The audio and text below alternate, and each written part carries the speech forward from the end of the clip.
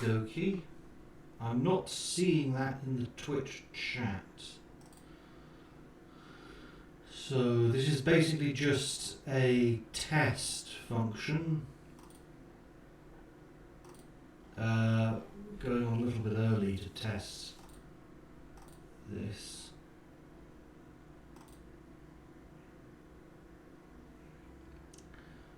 But essentially what I want is... I want the... yeah, essentially I want the chat to show up here.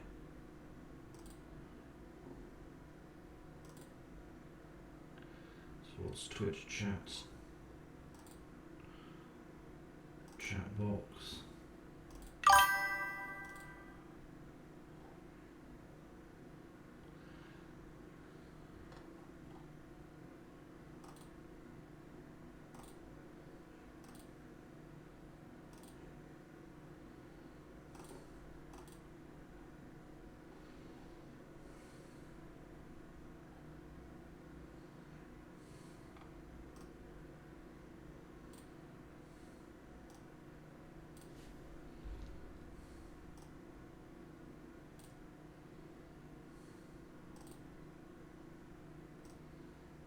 I'm hoping this should work.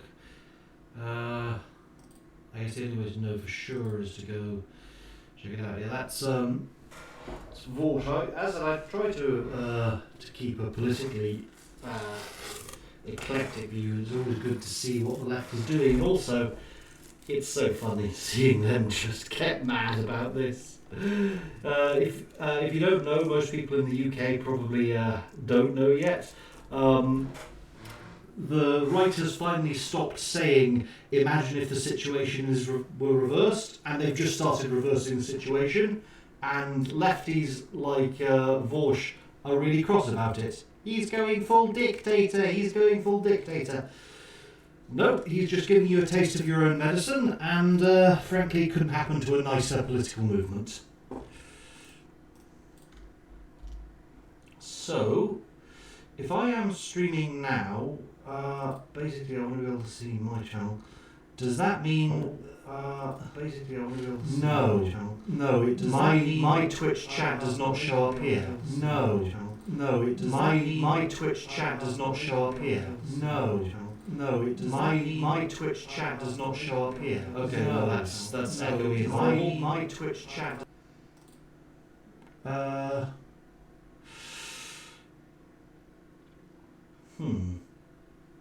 Right, not sure how to fix that then.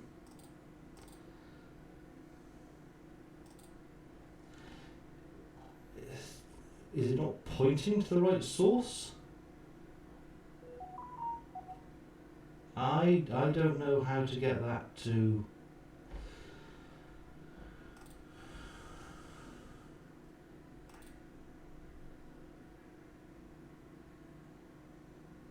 I don't know how to get that to do that.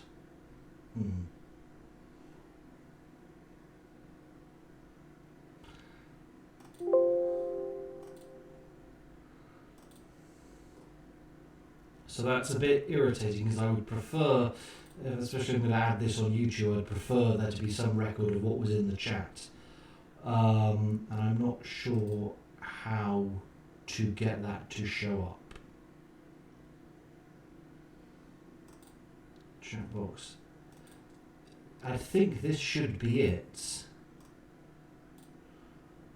One would imagine.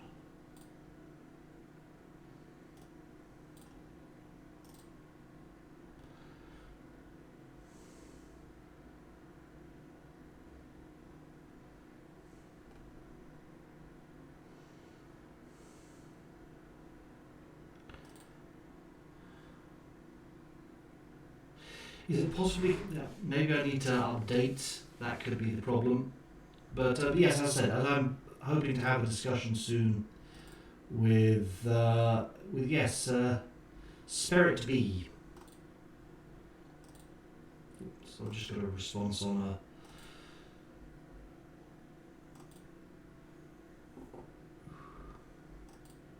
Spirit-bound alum. isn't immune to vitality. It's pretty clearly has a spirit to target. Which is actually something interesting about Pathfinder 2nd Edition. I do like that, specifically in the post remaster, they've reified in the mechanics very clearly a way that distinguishes how they're treating spirit versus mental versus like the necromantic energies of void. These are interesting.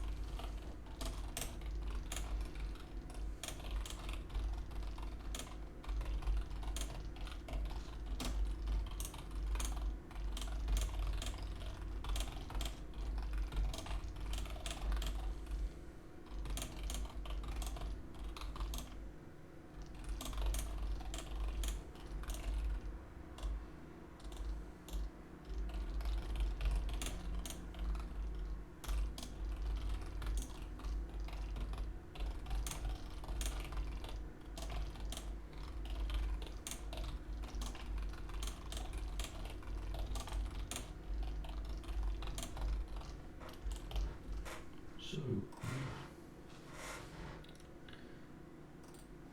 okay.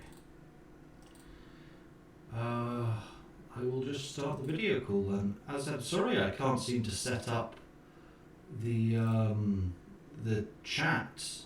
That's unfortunate. I was hoping to be able to show chat here. Hello. Hello.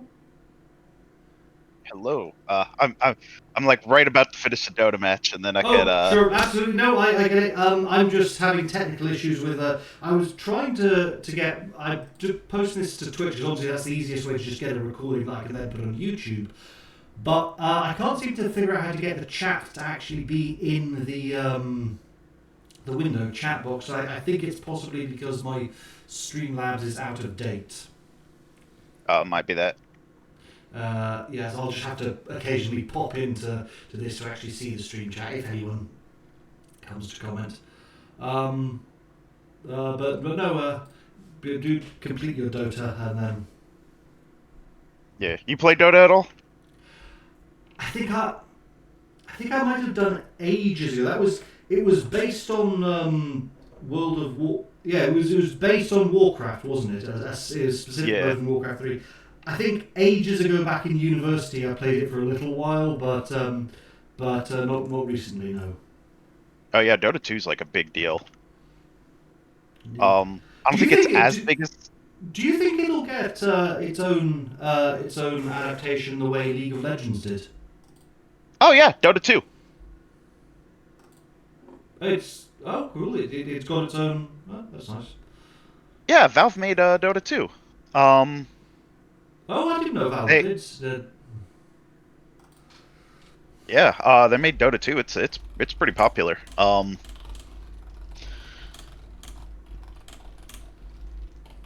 Yeah, me and Aiden played a lot.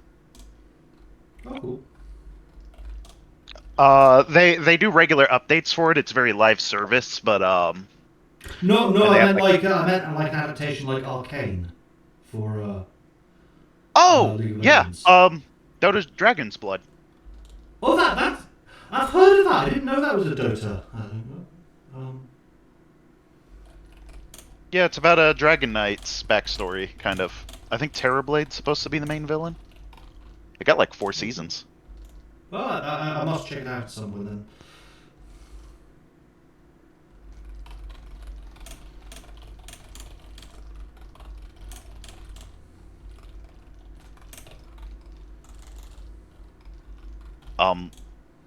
They made a couple of characters, couple extra characters over the years. They only really make a new character though when they actually want to make a character.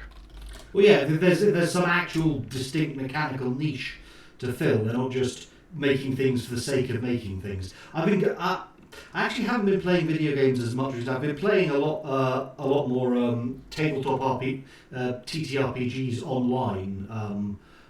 Mostly Pathfinder 2nd Edition, a few other games, like a little bit of OSR stuff. I don't know if you've heard Oh, of Knave 2E, but it's funny. Both the games I'm playing the second edition of them. But well, I'm actually running a GI Joe campaign. oh, cool. But yeah, I do think making new characters or new classes for the sake of making them. I think if there's a distinct mechanical niche or concept that you want to instantiate, that's worth it. That's why I do like the fact that Pathfinder Second Edition has its archetype system. So if there's a concept that doesn't justify being a full class but does justify existing, you make that. And I think that works fantastically.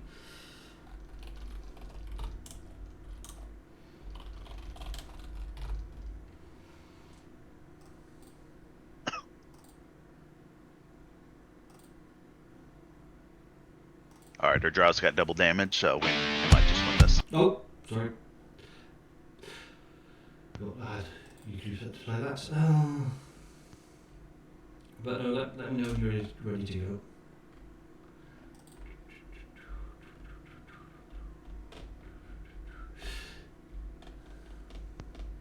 Good.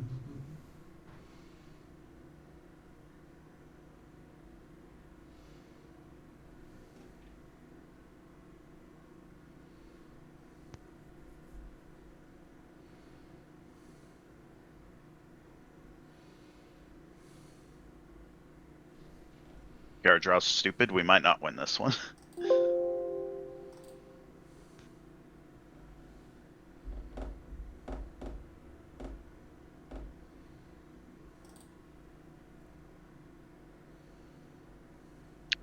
Dota has a big problem where people from Spanish-speaking places will play in the English servers.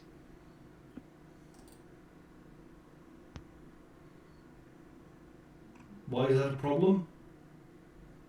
Because they don't know how to communicate with their team. Ah. So they go in, get with a bunch of English-speaking teammates, and then be upset that no one speaks Spanish. Is there no auto-translate version of the chat? There is the chat wheel, but you usually have to like type some things. Okay, here's the issue.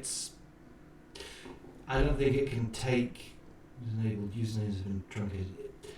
I don't think it can. I don't think it can pull in source from the camera while this is also pulling in from the camera. That's irritating. So Oh yeah, I don't think Streamlabs can pull in. No, Streamlabs is already up. It's Discord that now can't pull in from my camera. Ah. They failed to start camera because something else is already using it. Yeah. Video settings. Let's just check. Yeah, it can't take it because that source is already going there. So, if I hide that, does that... You could just stream your camera and just have Discord open. Have the Discord. I could. I think that may be what I do.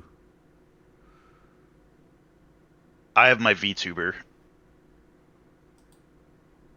Yeah, that would work. I'm just trying to see if does hiding the video camera device, I'm actually going to have to delete it altogether work. No, that does not work. I will try just deleting it altogether. Remove video capture device. Okay, that turns the camera off.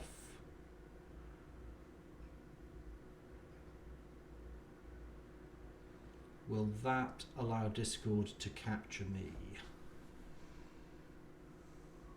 The enemy only has one barracks left.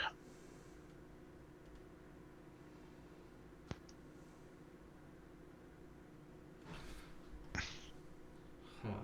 Yeah, for some reason in Dota, if you destroy your enemy's barracks, your guys get stronger.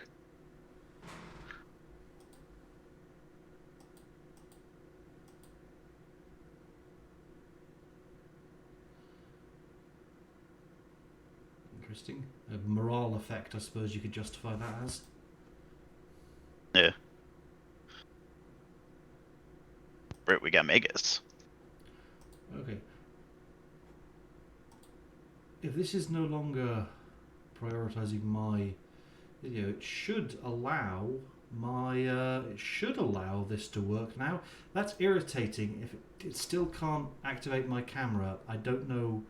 Well, maybe Streamlabs is okay.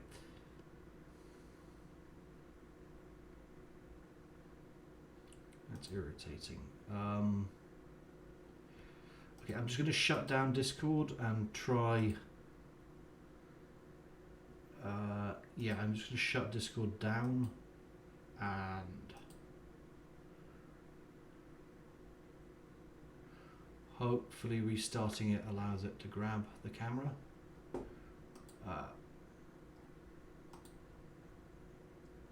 Oh, there we go. That's done it. Can you hear me? Yes, very good. There we go. Yeah, sorry. Shutting Discord down and starting it up again seemed to do the trick. Where's my VTuber? Okay, yeah, I think we'll just have to do that then. I'll have to keep awkwardly cutting back to this. Oh, this is why I started earlier. Technical issues and all. That's it. Yeah, it can't grab the screen although I suppose that's probably for the best. Otherwise, I'd have my face and then in the corner my face. Yeah, it'll still have the watermark though, so that's good. Yeah, I think you've seen my VTuber avatar. Oop. I don't know if I have. I have two actually. One is my little frog guy, and the other one's a Gardevoir.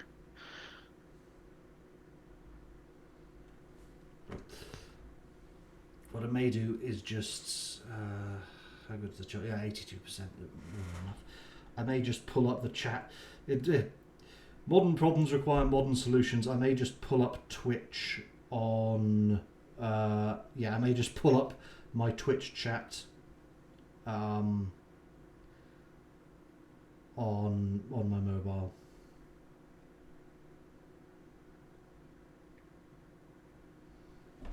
And then at least that way, if someone comments something, I can see it even if I'm looking at this. Oh yeah, I got the 3-screen setup, or 4-screen actually. I got a drawing tablet. That was. I'd have to rearrange my desk for that. Yeah, I kind of want to move, change my setup and move it into my basement. All right. Would you need to? Are you going to have trouble getting a USB cable down there? Do you use like USB over power? How do I? Oh no, the basement's fully furnished with like power and all that. The basement's fully furnished. How do I get just the chat? No, I don't. I just want the chat. I just want the chat. How do I get just the chat? Chat. Here we go. Just my chat. Well, I can tell because Archwizard Connor. I wasn't sure this was you, but I can tell because of the watermark. Yep, that's what the watermark is for. So no, that seems to be working well enough. Okay, this is a decent enough setup. We'll use this.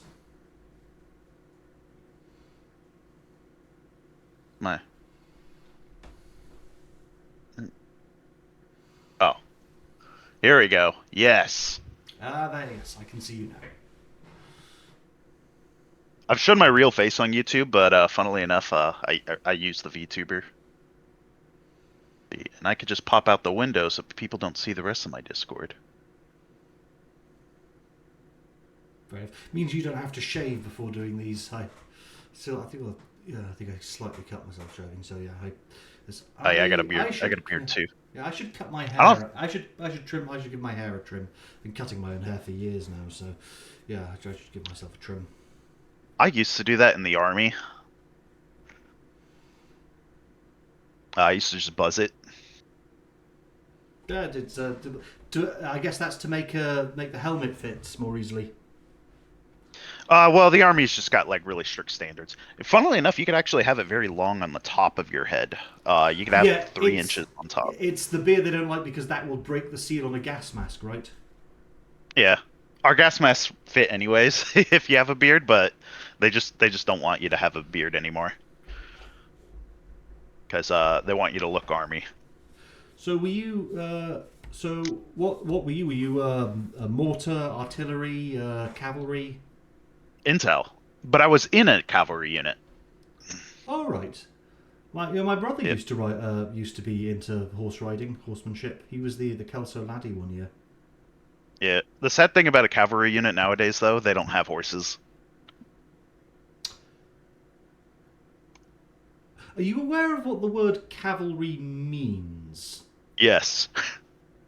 Okay, I'm not sure you are.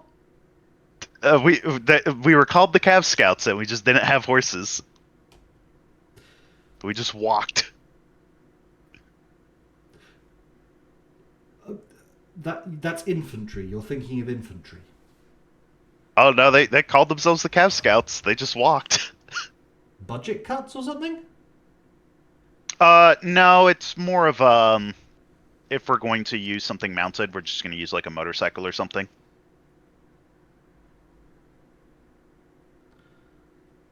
But it was basically just a recon unit with a cowboy hat. Hmm. Right. The situation in Ukraine seems to be bringing back both the addition of new forms of warfare and the bringing back of old forms. You're seeing the same kind of trench warfare as in the early 20th century. So Oh, I do wonder whether cavalry is going to make more of a comeback there. I could see it if we have a war in a mountainous area, because that's the problem with motorcycles or with a lot of vehicles is you can't really go a lot of places in most vehicles.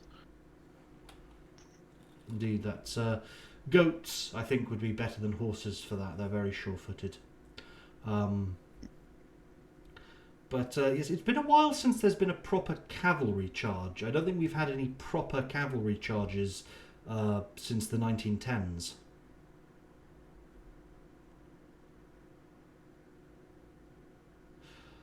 Have we had any proper cavalry charges since then? I think there was a one-man cavalry charge from a Polish... Was it a Polish man or was it a Czech man against the Wehrmacht? But I don't think we've had any large-scale cavalry charges. Certainly no heavy cavalry charges.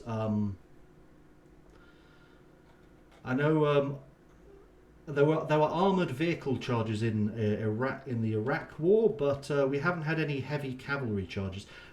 Oh, that's an interesting question, actually. How have improvements in material science and body armour affected barding? So, military horses, what's the barding like for those? Do they use Kevlar or do they use ceramic composite armour like for tanks to bard horses? I don't think they would be given armor because the cavalry nowadays, like if you're using cavalry, is for what is it? Scouting. Oh, so you're thinking more like horse archers, like cavalry. Hmm. They're called the Cav Scouts in America, but they're for scouting. They want to go out and see what they want to shoot at. Okay, so yeah, but more skirmishing than anything else. I would have thought drones were doing a lot of that nowadays. Drones can, but drones are really loud. Horses, in my experience, aren't very quiet. Drones are way louder though. I do wonder, would it be possible to make a lighter than air drone? Certainly be more energy efficient. Because if you fill it with hydrogen, it's going to be quite easy to pop, and then if you fill it with helium, that's expensive. There's so much helium in the universe, it shouldn't be so rare. We need a cheaper way of manufacturing helium. I do think that's an issue that fusion will solve, because helium is going to be a byproduct of fusion. So once we get fusion reactors set up, helium will be a lot cheaper.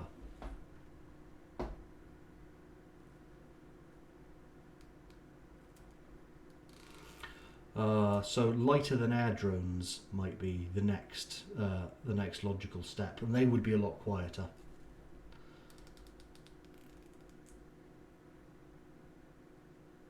Hello, can you still hear me? Yeah, I can still hear you. Nice. Yeah, you're talking about the lighter than air helium lighter drones. than air helium drones. So yes, those would be. Sorry, it's with the VTuber. I'm not. When it goes still for a bit, I'm not sure if you're still there. But no. Fair enough. So yes, lighter than air drones may be a meaningful next step in that. I think we still, our military budget is a lot smaller than yours, but I think we do still maintain a few heavy cavalry divisions. Certainly, Yeah. The king is guarded by heavy cavalry. Yeah, because I know the UK help out. I actually met a couple of UK officers in the army. Were you in Were you in the Iraq campaign against Saddam Hussein or I Afghanistan? was in Iraq. Oh, yeah, yeah. We were part of that coalition. Fun Yeah. fact, though, I think we just. I don't know if you were there when we discussed this on Oozloo's stream. Do you know that it's since been discovered that the coalition government wasn't entirely honest about the full reasons they went into Iraq? Oh yeah, that's obvious. Yeah, I discussed this on Oozloo's stream. I think last week or the week. No, I think it was the week before the Charlie Kirk assassination. Kelso mentioned, yeah, Archwizard Connor. Went to Kelso High School. So Kelso's really beautiful town. Kelso, it's in the Scottish borders. It's still got cobbled roads, some very beautiful old architecture there. Very nice place. Dang, we lost our match. There's been too many Peruvians in Dota 2. Turns out when a bunch of people who don't speak your language and are different show up, they make things worse. I'd have thought there'd have been some. I would have thought this would be a solvable issue. What kind of communications do you need to send to other people in Dota? Is it like attack at this location, defend this location? Yeah, it's very team-based. Is there not some way to automate those and have that be so a language neutral one? So you just select a point on the map, say defend this location, and then it will pop up on any other user's screen in their chosen language. That seems like a solvable problem. It can't just require direct chat. There's a wheel for that, but a lot of them will just not pay attention to that. Oh, so they'll just. That sounds like an issue that's going to require some sort of AI-based direct translation. Yeah. You also just have the fact that some people just don't pay attention to what's going on. That'll do it, but that's a problem that transcends language. So yes, we do still have some heavy cavalry here in Britain. Right. Honestly, looking at them, they appear to be the only people wearing any meaningful level of armor. I've actually discussed this on Reddit before. The people there were quite unhelpful. So let me set up my microphone so I sound nicer. Well, I got a new microphone. All right, you sound fine to me. Do I sound okay? Yeah. I just got a microphone so that through my end I sound nicer. You sound okay too. Household cavalry regiments seem to have decent torso. Yes, so I got a new microphone. It's less muffled, but it's a slightly bit more bit crushed. But I'll take bit crush. I could filter out over being muffled, where people can't hear what I'm saying. Fair enough. But yeah, so I asked the British Army this 4 years ago. Didn't get entirely helpful answers. And I think it comes down to budget cuts, honestly.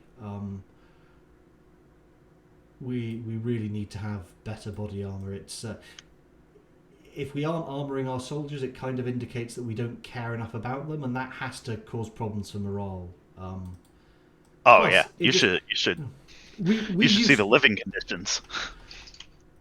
Oh, how are the living conditions? What's life actually like in barracks? You live 2 to a bedroom in the outdated barracks, but if you have an updated barracks, you have your own bedroom, and you just share a kitchen area with someone else. Oh, it's sort of like university accommodation then. But yeah, this is the kind of armor that we used to have for our fighting men, and it's so much better. I'll just post in the call. But budget cuts, because Keir Starmer doesn't care enough about our soldiers to outfit them like this, so they just get drab dull green-grey fabric, and that's it. It's shameful, honestly. But this is what our soldiers should be wearing. You know, a nation that equips its soldiers like this is a nation that cares about its soldiers and that cares about its pride and its image. And it's a nation, I think, that would have much higher morale and be far more respected internationally. But try telling that to Keir Starmer. Yeah. And it's such a shame. We genuinely did used to produce the world's most beautiful armour. And it is just a real tragedy what has happened since. I've actually got... Let's see if I... Bear with me. I think I've still got that book. Do I still have that book? I think I did. I'm confident. Medieval swords. No. The armour of a... here we go. The armour Test. of English knights. Oh, bloody hell. I'll try just not to push over all my other books as I grab this particular one.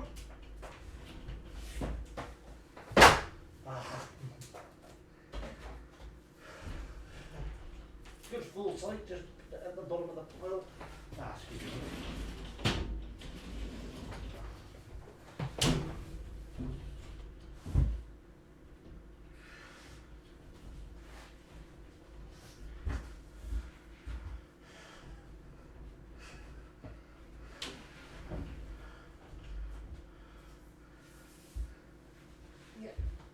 Here we go, Armour of the English Knight by Tobias Capwell. This is the late Middle Ages, 1400 to 1450, not quite the end of the medieval period. This is a really fantastic book. It talks about how he studied funeral effigies and the statues on tombs, and that's how he reconstructed a modern suit. Really, really interesting book. I got this for Christmas as a gift from my parents a few years back. It's fascinating, really, thinking about it. And he constructed his own full set. I want to do a microphone check real quick. Oh, yeah, I can hear you. You're very, very clear. All right, microphone check. Oh, I've just realised no one actually... Sorry. Just realised that the people watching on my stream, you saw that, the people watching on my stream didn't. So yeah, this details how Tobias Capwell studied how the armour all fitted together and eventually reconstructed his own set. So I just realised the people on my stream didn't see that. So yeah. Full screen, yes, there we go. So no, sorry, I had to go fetch that. So realising the people on my stream didn't see that, they just saw a minimised screen for a little while. But yes, I really do like this, one of my favourite books that I own. But yes, we used to produce some of the best armour in the world. And the way, for example, although we did have heavy cavalry, it was much less... Check, 1, 2, 3. Oh, no, you're fine. I was just doing a... Yes, so although Britain did produce heavy cavalry to some extent, much less so than other nations. Scotland, to almost no extent, was dependent on heavy cavalry, and England to a much lesser extent than other countries. Wales, not very much at all either. So England was famous, and Scotland was famous for its heavy infantry, and the design of the armour reflected that. And you see that in how the armour protects the groin, how it protects the armpit, the degree to which it's articulated. It's all very, very interesting how it differs from continental armour designs from the same period. And I just think it's a tragedy that we've gone from that to, if we look at what British Army. I think I seem to be having some bit crush problem. Let me... I can hear you fine. But yeah, compare this... Check, 1, 2, 3, check. Compare this. This offers almost no protection by comparison. This offers almost no protection at all. It is just pathetic. It is really pathetic that we've fallen this far, and it shows we don't care about the people who volunteer to protect us. You know, these people perform a very difficult job, a job I couldn't do, a job most people couldn't do, and how do we reward them? We say, go out here dressed in flimsy, dull, ugly fabrics that won't protect you from anything. It's, it's an absolute tragedy what Keir Starmer has done to this country. Yeah. But no, so as I said, sorry, I listened to you rambling on. What was it you wanted to discuss? Oh yeah, Charlie Kirk. I'm just having some weird microphone issues. I think it's my filters. I got a new microphone. I don't know how the filters like things. It sounds good to me, but then I haven't heard you speak in other instances, so I don't have a basis of comparison. Do you like my curtains, by the way? Yeah, they're pretty cool. Found these on Amazon. Yeah, they are nice. So yes, I don't have a basis for comparison because I've not really heard you before, but you sound okay to me. I can certainly make you out and hear you clearly. I think it kind of fixed itself. I clicked advancing coder, so I think it just figured out what was wrong. Scotland, of course, was also very famous for its pike formations, and that's another thing. Oh, yeah. I think it's because of it makes it harder to get out of armored personnel carriers and infantry fighting vehicles and things. Yeah, you've got a pike. And a lot of melee weapons are just not going to work in the modern rifle. Well, I don't know. No, but pike's a pretty good weapon. It's just hard to get in and out of vehicles. Did you ever use pikes in? Actually, you were cavalry. You must have had to avoid enemy pike formations. Can you still hear me? Yeah, I can still hear you. So yeah, we didn't have anything melee. It was just rifle. Bayonets, though? No bayonets. What the hell were you supposed to do if the Iraqis came at you in close quarters? Barrel thump them. Better than nothing, I suppose. Did they at least gave you short swords, though? They must have at least given you short swords. Nope.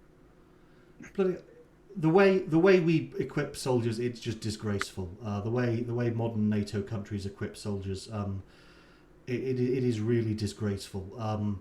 The one saving grace is that the Russians seem to be even worse at it than us. When you look at the videos of the Ukraine war, the Russians seem to be equipping their soldiers to an even lesser degree than we're equipping ours. But it really is disgraceful. We live in an age that does not respect the people that protect us, and it's atrocious. I had a tactical Tonto, which I thought was really cool, and they're like, "No, that knife is too big. You can't have it." Were they worried that you wouldn't be able to draw it quickly enough in an emergency? No, they're worried I was going to stab somebody. That's what it's for. You're not allowed to carry a personal weapon on you, by the way. What? Yeah. No PDWs? Nope. If you're in the barracks, you're not allowed to have a weapon in the barracks. So what the hell do you do if the Iraqis attack? See, that would be like out in like the war zone. If you're in the barracks, like I lived in Fairbanks, like where is Fairbanks? Alaska. You just didn't have a weapon. Well, hang on, Alaska. So you're vulnerable to Russians, Chinamen, polar bears, and hostile Inuits, and Canadians, and they just didn't. Yeah, no so weapon. if a polar bear attacks you, you're just meant to fight it off with your bare hands. Yeah. And polar bears are good against guns. Like, yeah, they don't respect you. What you need for that is something like a boar hunting spear with a large crossguard. I'll just see if I can find a picture of those. Yeah.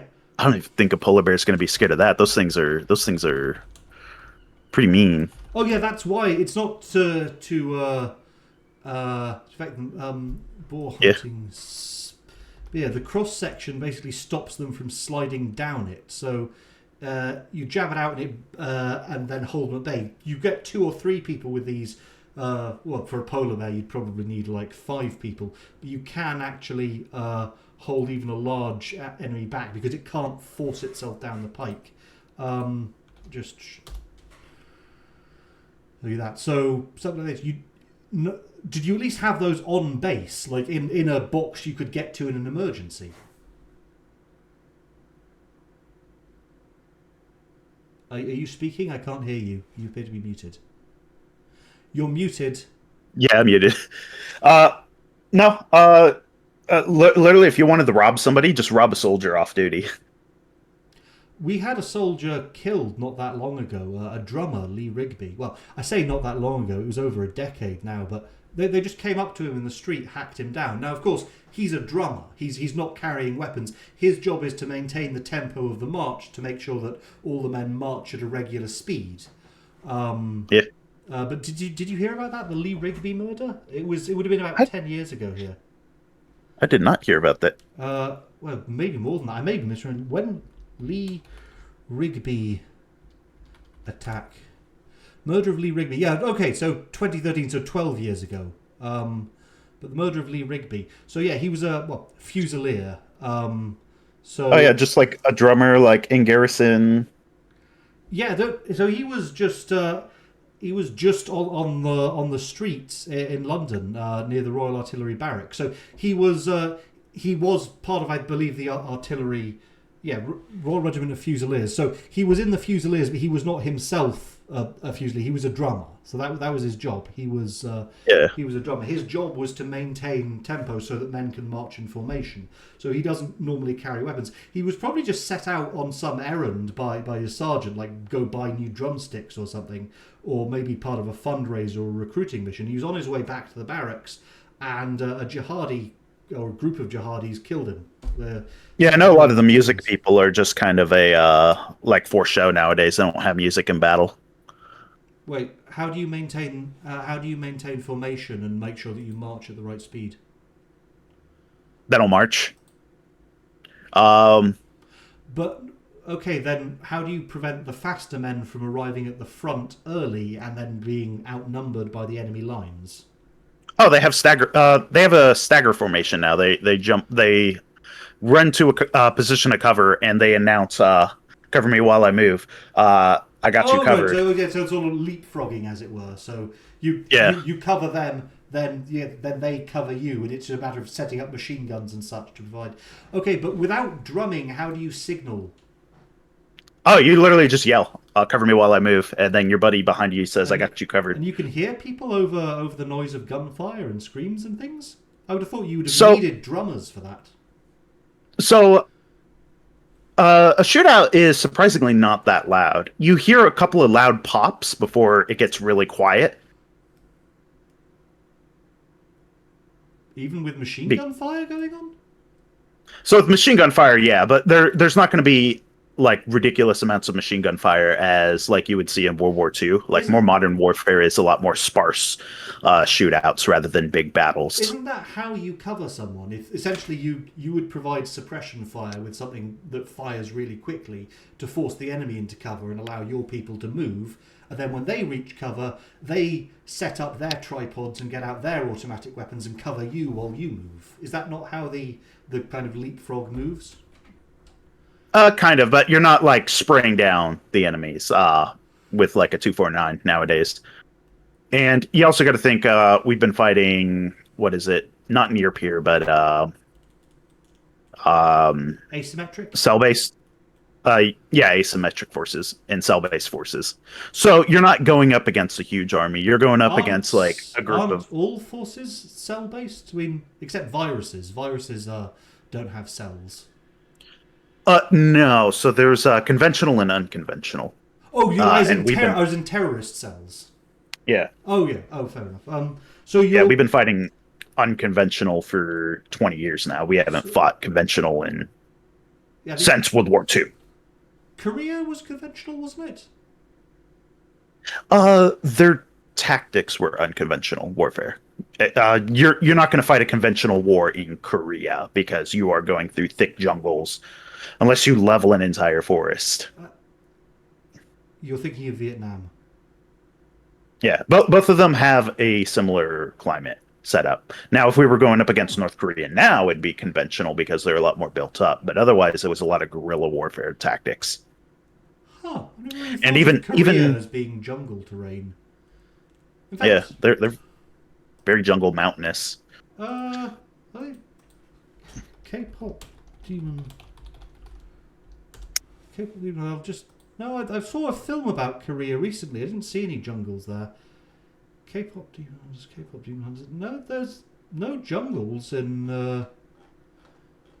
Yeah, unless I'm badly misremembering. Oh yeah, it's very urbanized nowadays. South Korea. That's why I'd say it'd be different nowadays. But back then, it was a lot of forests, a lot of jungles. Okay. I think we engaged in what I think you'd call conventional warfare against the Falklands, against the Argentine forces in the Falklands. What about Iraq? I think in the initial stages, at least, when you were directly fighting Saddam Hussein, that I think the initial stages was conventional. Desert Storm and Saddam Hussein, yeah. And then there was the Gulf War before that. So there has been some conventional warfare. Heavily asymmetric, but conventional. Funnily enough, we did better against a full military force than we did against a terrorist organization. Because a full military force, we could just go in and just blap, blap, blap. But kill all the bad guys. But woke left rules of engagement means that it's a lot harder to deal with. And they're saying the same thing now about Antifa. They're essentially saying, well, because they don't structure themselves like a conventional organisation, they don't exist, and you're not allowed to treat them as if they're real, which is just ludicrous. Yeah, because like if Antifa doesn't exist, then the mafia doesn't exist, and I guess Al Qaeda did have a single supreme leader, but it did. Then you killed him, or claim that you killed him, and Al Qaeda still exists in some form. Boko Haram doesn't really have a central leader, and it's fighting conventional warfare against the Nigerian military. Yeah, it's such a bad argument. People saying Antifa doesn't exist. Because they very much do.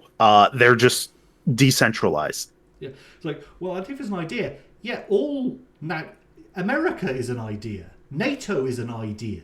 All concepts that human beings fight for are, in some sense, abstract. But the way but we're not fighting in Plato's world of forms. You're fighting in the material plane, the universe, which is what it's called since the remaster. Material plane is copyright to Wizards of the Coast, so now it's the universe, which means ideas have to be embodied inside of people, except very occasionally where you get things called tulpas, but tulpas are rare. Generally speaking, ideas manifest through people. I've read about the tulpas on the Brony boards. The people try to make My Little Pony tulpas. Yeah, it's quite difficult to do. Manifesting a tulpa is not easy. I think generally most tulpas are egregores formed by large numbers of people believing the same thing. I suspect Slenderman may be a tulpa, because we know he exists because he was named as a co-conspirator in a murder conspiracy. But he seems to have originated an image. So what may have happened is that he is a tulpa, an egregore specifically. He was imagined by people, and their collective imagination caused him to manifest in the world of atoms. There is a interesting person I am doing a video on that is created a religion around going to Equestria. Huh. They have. Are you familiar with what a brony is? Familiar, yes. Equestria is another planet, yes? It is the My Little Pony universe. Yes. So, are they trying to fund spacecraft? No. It's another dimension, not another planet. Okay. Oh, so they'd be funding particle accelerator research. Yeah, he has branded himself with one of the character's cutie marks, Oh, yes. and he believes he can astrally project there.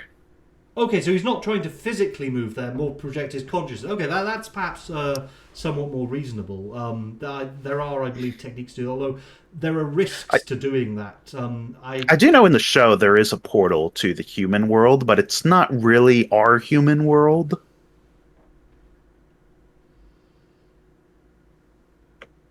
Please clarify. In the show, there's a portal to a human world, but this human world is kind of... I don't think it's America, it's Equestria, but they're all humans for some reason. They're still called Equestria.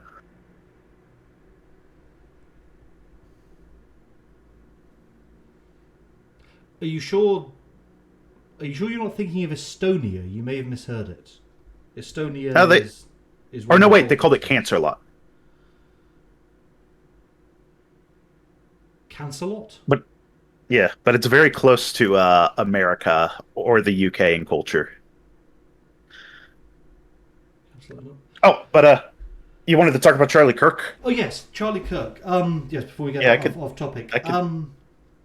I could start recording now. So I think so I got just the best. Clarify, I've been recording the entire time, or at least I've been streaming the entire time. Oh yeah, I just wanted to do like a Charlie Kirk talk about that thing, but yeah, I'm fine with the whole thing being streamed. Let's talk about Charlie Kirk. If you'd like to start recording now, that's fine. Shall I reintroduce myself? Yeah, reintroduce yourself to everyone. Hello, I am the Cybersmith, and today I will be discussing Charlie Kirk. Yep, and I'm Spirit. You know who I am if you're watching this on my stuff. If you want the pre-stream, go check out Cybersmith stuff for all the military talk we were doing about earlier. Secret stuff on his channel. But yeah, tell me about your theories of what's been going on with the Charlie Kirk assassination. Well, there's been a lot of speculation that maybe Israel was involved. I've seen photographs from above suggesting that the place he was shot looked like a menorah, but honestly I don't think that's very plausible because that area was constructed years ago. I think we just have to face the fact this is precisely what it looked like. A normal, regular young man from a normal, regular upbringing, member of the Mormon Church, came from a perfectly upstanding family in Utah, goes away to a leftist university, is seduced by an uncaged trans femme temptress, and his mind is poisoned. He becomes radicalized. And he becomes so radicalized by woke left ideology that he concludes it is moral for him to shoot a man who is unarmed, who is not threatening him, who is just there to talk.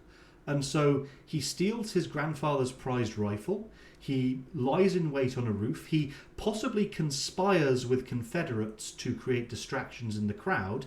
There is evidence he may have used Discord to coordinate with other people. And he... are you concerned about demonetization? I'm not monetized, so I'm not concerned about demonetization. Oh, yeah. I'll probably just do like a 2-minute quip at the beginning, so the AI monetization bot does not take any things. But yeah, you can say whatever. And he murders a man. He shoots a man in the neck. Now, this might have been enough to kill him on his own, but medical help arrived very quickly. Charlie Kirk could probably have survived the injury were it not for Jezebel.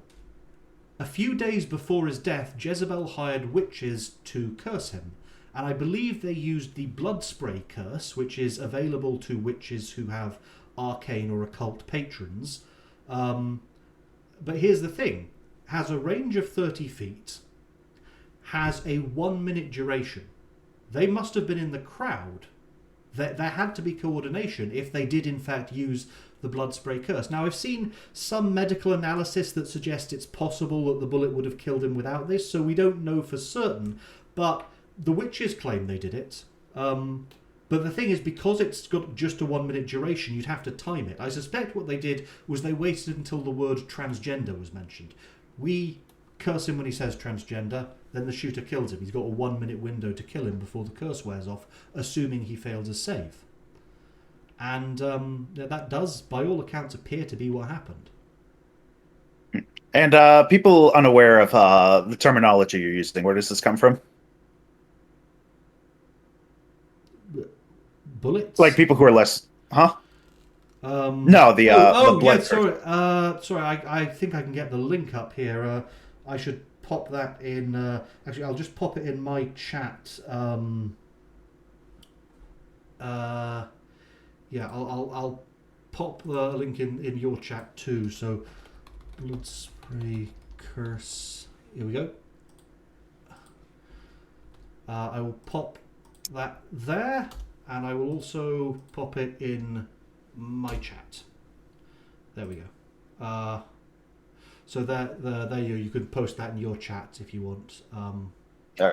Yeah, I'm not doing it live, but yeah, I will have it on screen post or editing. add it to the description when you post your video. So blood spray curse. It is a 30 feet Sumonic verbal spell from what is this, Pathfinder second edition? Yes. So that means they must have had someone in the crowd in the front row. Now, witches do have access to, I believe it is the conceal spell feat. So they could have hidden the manifestations as they cast it. But that 1 minute duration means they had to have been coordinating with the shooter.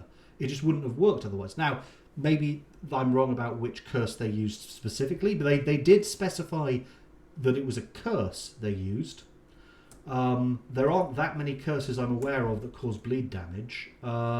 So I may be wrong about the specific spell they used, but I think this indicates there was a broader conspiracy. But at the heart of it, we have this young man, Tyler Robinson, his name, who was seduced by this uncaged trans feminine roommate, and goes on to commit a terrible act of violence. And what we really do need to start asking is, how can we, firstly, you've got to shut down these radical leftist groups, but how can you go back to a society where that isn't allowed? And then the perhaps more worrying thing, the way people reacted to it. The murder itself was horrible. The way people reacted to it was really, really disturbing. One of the oldest and most universal human values, arguably the defining feature that separates us from animals. This is one of the things archaeologists look for when they're trying to determine whether you're dealing with whether they're dealing with so I'm just going to send her a text, let her know I'm talking to someone. Oh yeah, you look at me.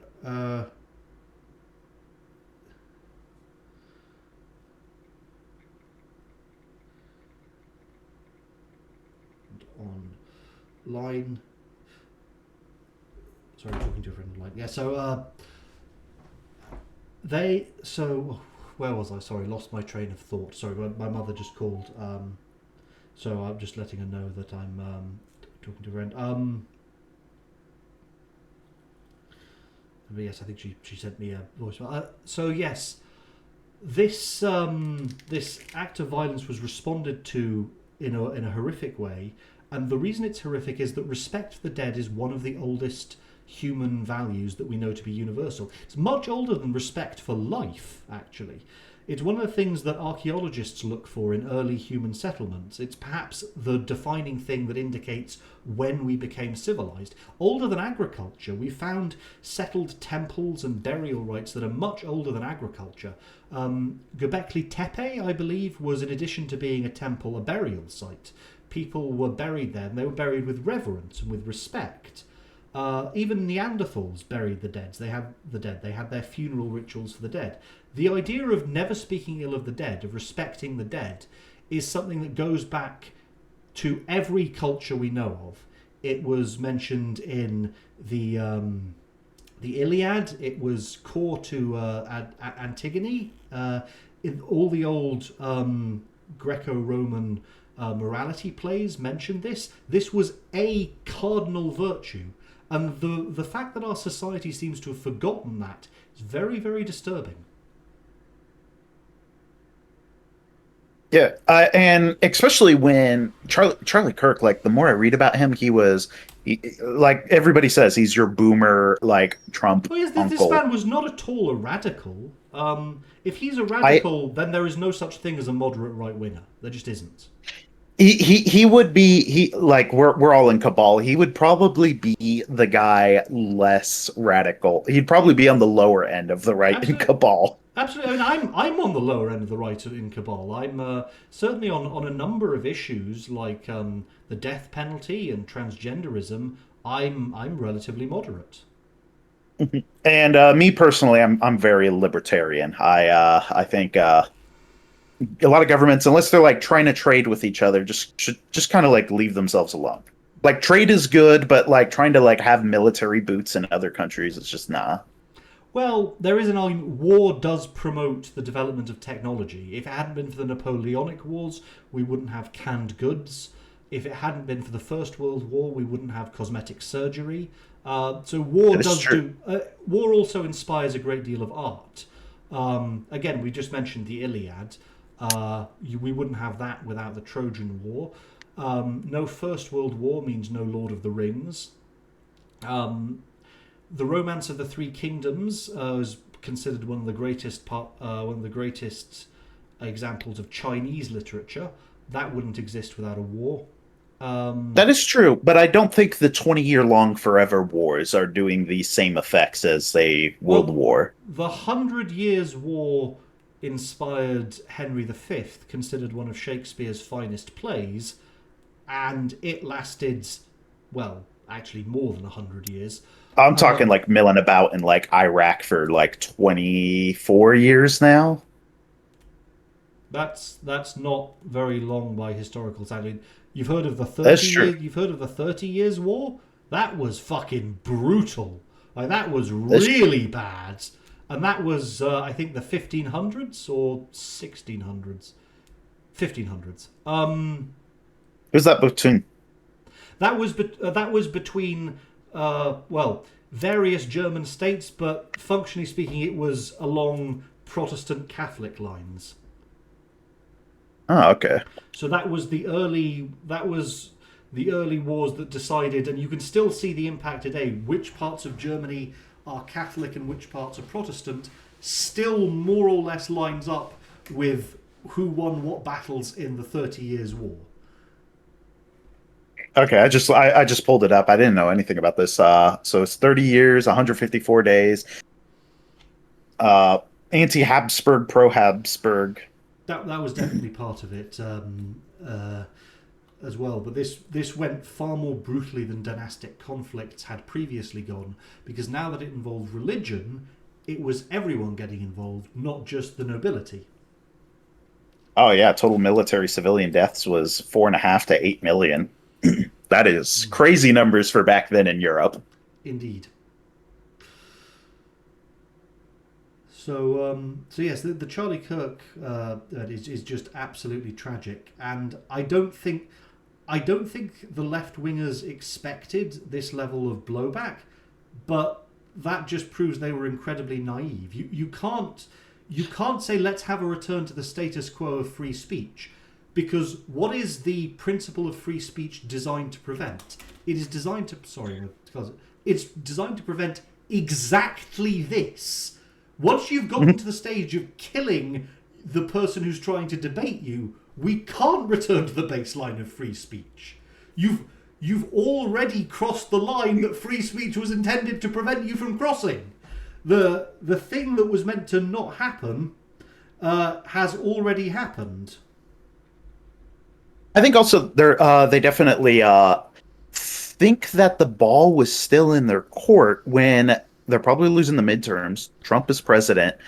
The pendulum is swinging right. There's been a couple of times where I've noticed a lot of celebrities start kind of making more and more right-wing political opinions because Absolutely. I think they're testing the waters for the political pendulum swing. And Hollywood's probably going to start trying to be right-wing now. Absolutely. The trouble is there's a bit... Well, I think that swing has in some sense already happened. It's just there's a delay because it takes so long to make films. The films we're seeing now were filmed last year because it takes so long to film things, which means they were written when people still thought Joe Biden was going to have a second term. So there's kind of a delayed effect in other words, where, and this is why I say there's a lot of conspiracy people say, "Oh, I think this media is meant to reflect this," or "This is about Trump, this is about Orange Man Bad." In some sense, filmmaking can't do that. You know why South Park looks terrible? Why it's just not well animated? Because it's done really quickly. Why is it done really quickly? So that it can respond to current events. You can't look good and be current. It takes too long to look good. So a lot of people say, for example, was the Star Wars prequel trilogy a commentary on George Bush's War on Terror? No. First film came out before George Bush was elected. Second film was mostly filmed before George Bush's term began. Third film, you can see elements of that had been written as early as the 1980s and had been set up well before George Bush was ever going to be president. This was not a response to George Bush's presidency. It couldn't have been. Similarly, people say, is the Star Wars sequel trilogy commenting on the Trump presidency? Well, no. Most of it was filmed before he was in office. Oh yeah, and I see a lot of instances where people cannot write without mentioning modern politics. They can't be vague about something. Well, no, if they have an evil I don't think you do. That's the thing. I genuinely don't think you do, at least not in films, because films take too long to make to reflect modern politics. They literally can't reflect modern politics. It takes too long to make them. Films will always be on a 2 to 3 year political delay because the political climate in which they are written is 2 to 3 years behind the political climate in which they are released. And that's in the best case scenario. That's if you have a relatively clean, untroubled production. Francis Ford Coppola's Megalopolis was in development for decades. It can't be a commentary on modern political events because the political climate in which it was written was, I think, the Reagan years or maybe the Clinton years. Oh yeah. I just see like people will like they can't make media without like making an allegory of the Donald Trump. They can't just have like an evil overlord. No, I don't think they do. I think people are seeing those parallels, but I don't think that's what. Remember, any film that's being released now was made when Joe Biden was president.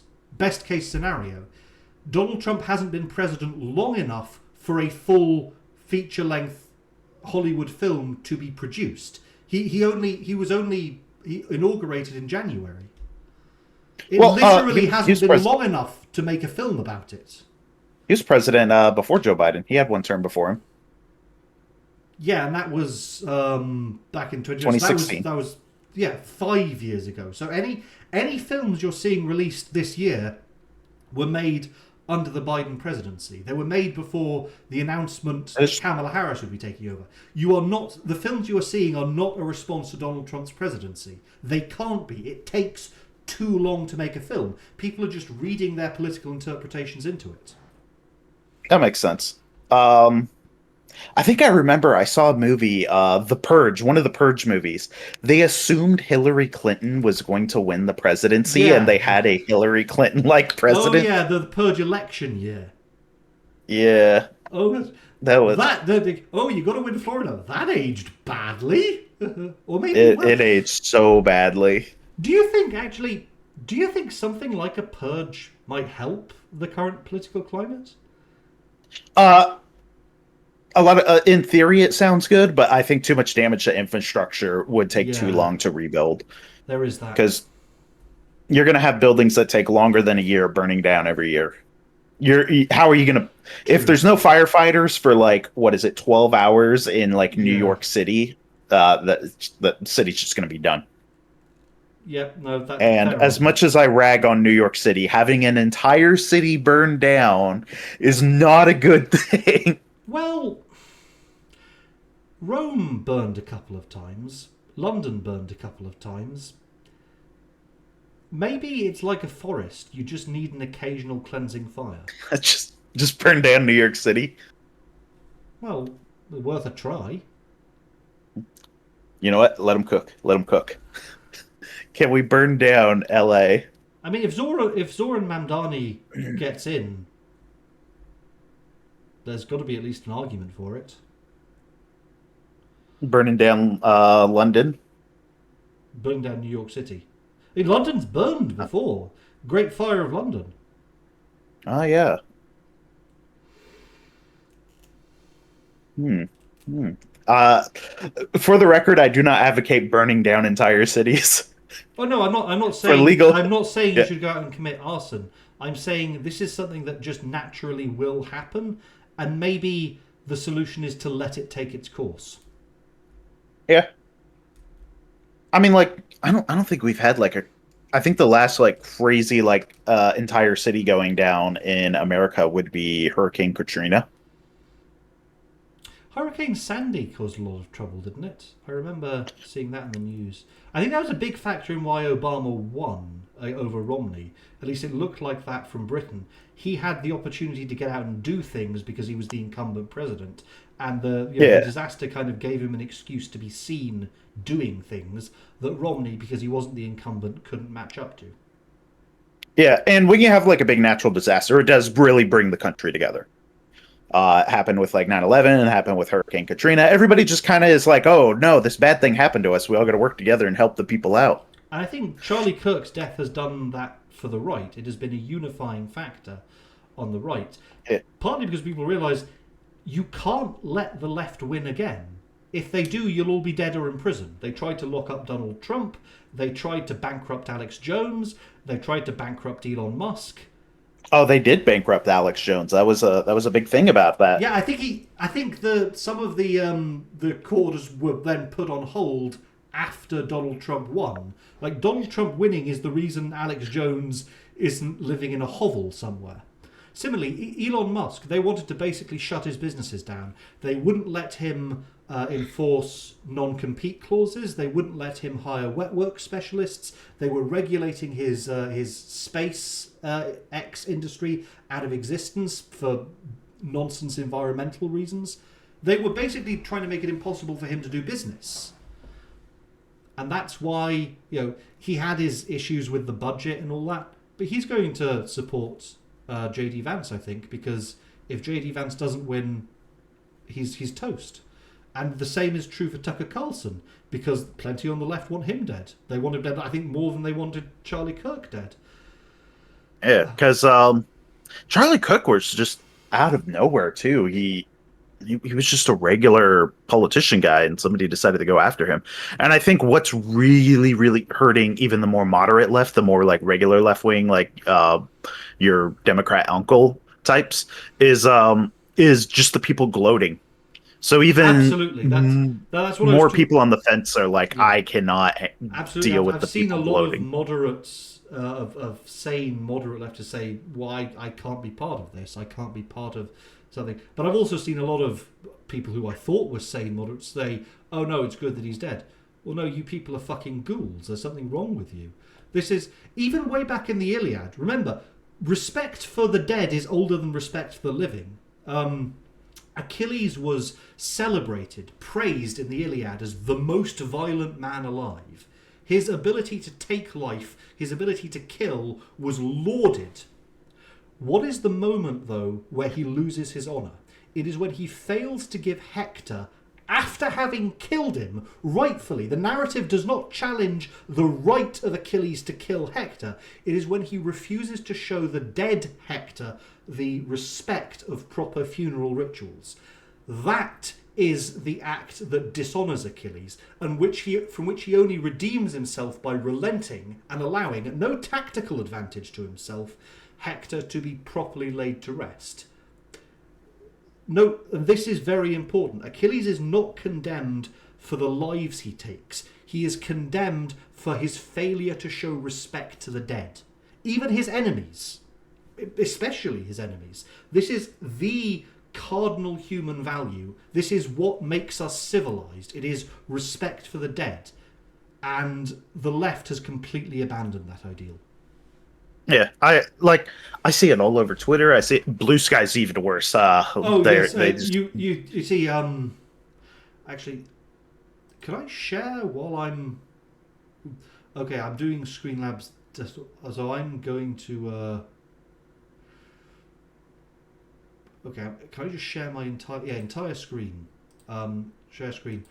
I'll just go to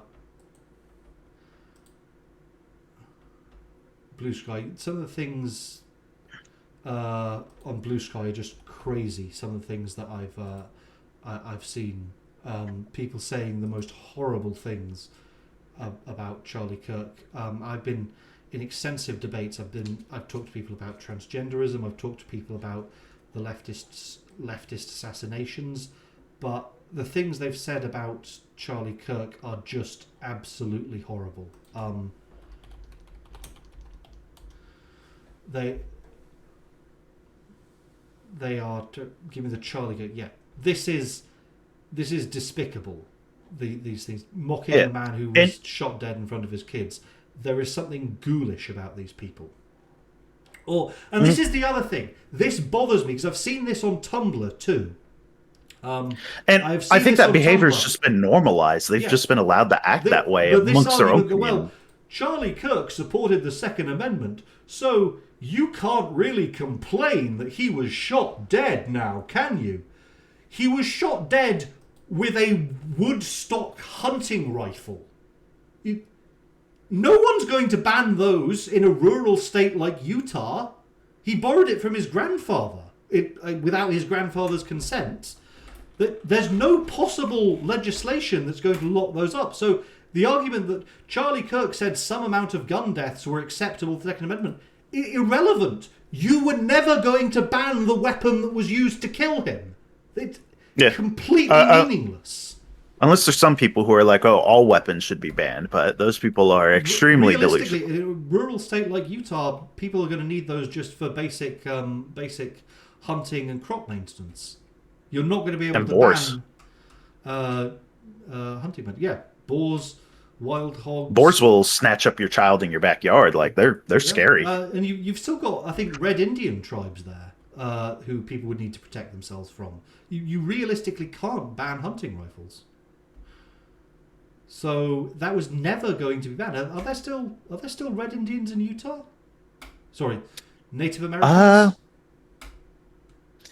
I am not from Utah, so I would not know. I've never experienced any of that. I know there's a lot of Eskimos in Alaska because I lived in Alaska for 7 years. And they wouldn't even let you carry a weapon. Like, what are you supposed to do if someone tries to kill you with a seal club? Oh, funnily enough, they just shoot you with a gun. They just buy guns. Funnily enough, if you're Eskimo, there is easy ways to make money. You're the only people in Alaska allowed to sell pelts. You cannot sell pelts unless you're an Eskimo. It's crazy that's legally permitted. Totally bonkers. Mm-hmm. And actually went out with an Eskimo girl once.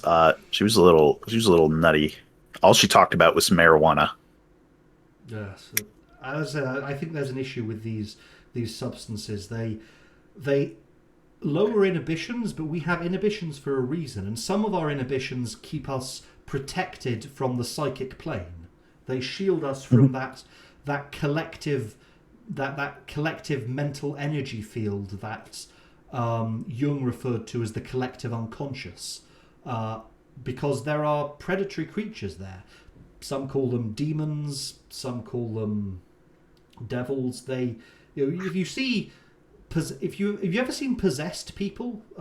You'll see it sometimes. Destiny, I think, is possessed. I posted about this earlier. You see the way he moves his jaw? That's the kind of giveaway. The movements are not quite human because what's puppeting the body is not used to using a body. It's not a naturally incarnated being. So there's something just a little bit off about the movements. You see it in the eyes quite often with a lot of people, because we live in a very secular age, a lot of people who are possessed are misdiagnosed as mentally ill, and they end up in lunatic asylums where they can't be properly treated because people don't acknowledge what's wrong with them. There's something about the eyes. There's this very wild, bug-eyed look. That's because the thing controlling the face, the eyes, the muscles around the face aren't used to having bodies. You see it with homeless people a lot as well. The movements are erratic because they are being piloted by creatures that don't naturally have bodies. You just reminded me of somebody in real life. Well, they got kicked out of the army. I'll just say that they would cross-dress in the barracks, and Well, there's there's a long tradition of healthy transvestism in the military. They were hooking up with a black guy. I like walked in on that in the basement because there was a gym down there. Very uncomfortable experience. But they also had like a couple other quips. Like they would constantly talk shit to their leadership and start fights with people for no reason. And they got kicked out eventually. But I remember. Say people, do you mean friendlies or the enemy? Friendlies. This was all in garrison. Okay, that's obviously that's unacceptable. Yeah, this was in Alaska. There's no enemies. Polar bears? I mean, polar bears don't go on base. Polar bears stay away from people for the most part. Why? You're all unarmed. We got gate guards. We got police. Oh, do the gate guards have bullfighting spears with the cross guards? Oh no, they just got a shotgun.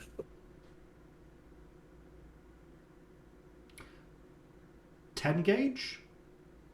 At least? I think it's a 12 gauge. They also just have like a shelter. So if a polar bear literally walked up, they could just go inside the building and point their arm out and shoot at it. I'm starting to think that your entire garrison was just a roundabout way of feeding polar bears.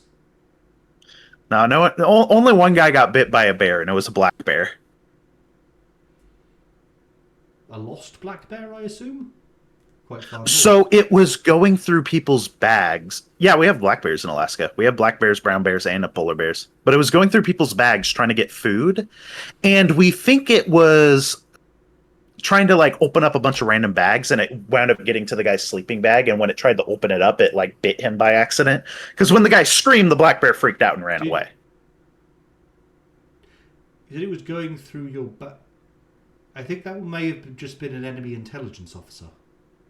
No, it was a bear. It was a bear. We saw him earlier. Like, he had to get rabies shots. Trained by the Chinese, maybe? No, just the bear. Just the bear trying to steal food. Canadian intelligence? Maybe. I mean, I think it was just a really ballsy bear. I think the CIA did try to train dolphins to deploy explosives during the Cold War. And there's a long history of using animals in the military. Dogs, oxen, horses. I think that was Canadian intelligence. I don't know. We threw rocks at it, though, and it ran away. We were told we weren't allowed to shoot it, but we could throw a rock at it.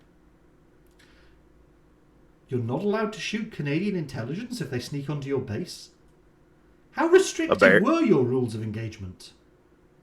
I don't know. They just said, like, if we shoot the bear, then the rangers have to, or the Alaska State troopers have to come out and, like, be like, okay, now you have to file all this paperwork that it was self-defense against the bear. Those are bonkers rules of engagement. Bloody hell. Mm-hmm. I think I have a video. What do you do if the Russians attack? Oh, that's a different story. That's guns blazing. I thought you said you were unarmed. You're going to fight off the Russians with the gate guards 12 gauge? They'd probably give us a gun. One would hope.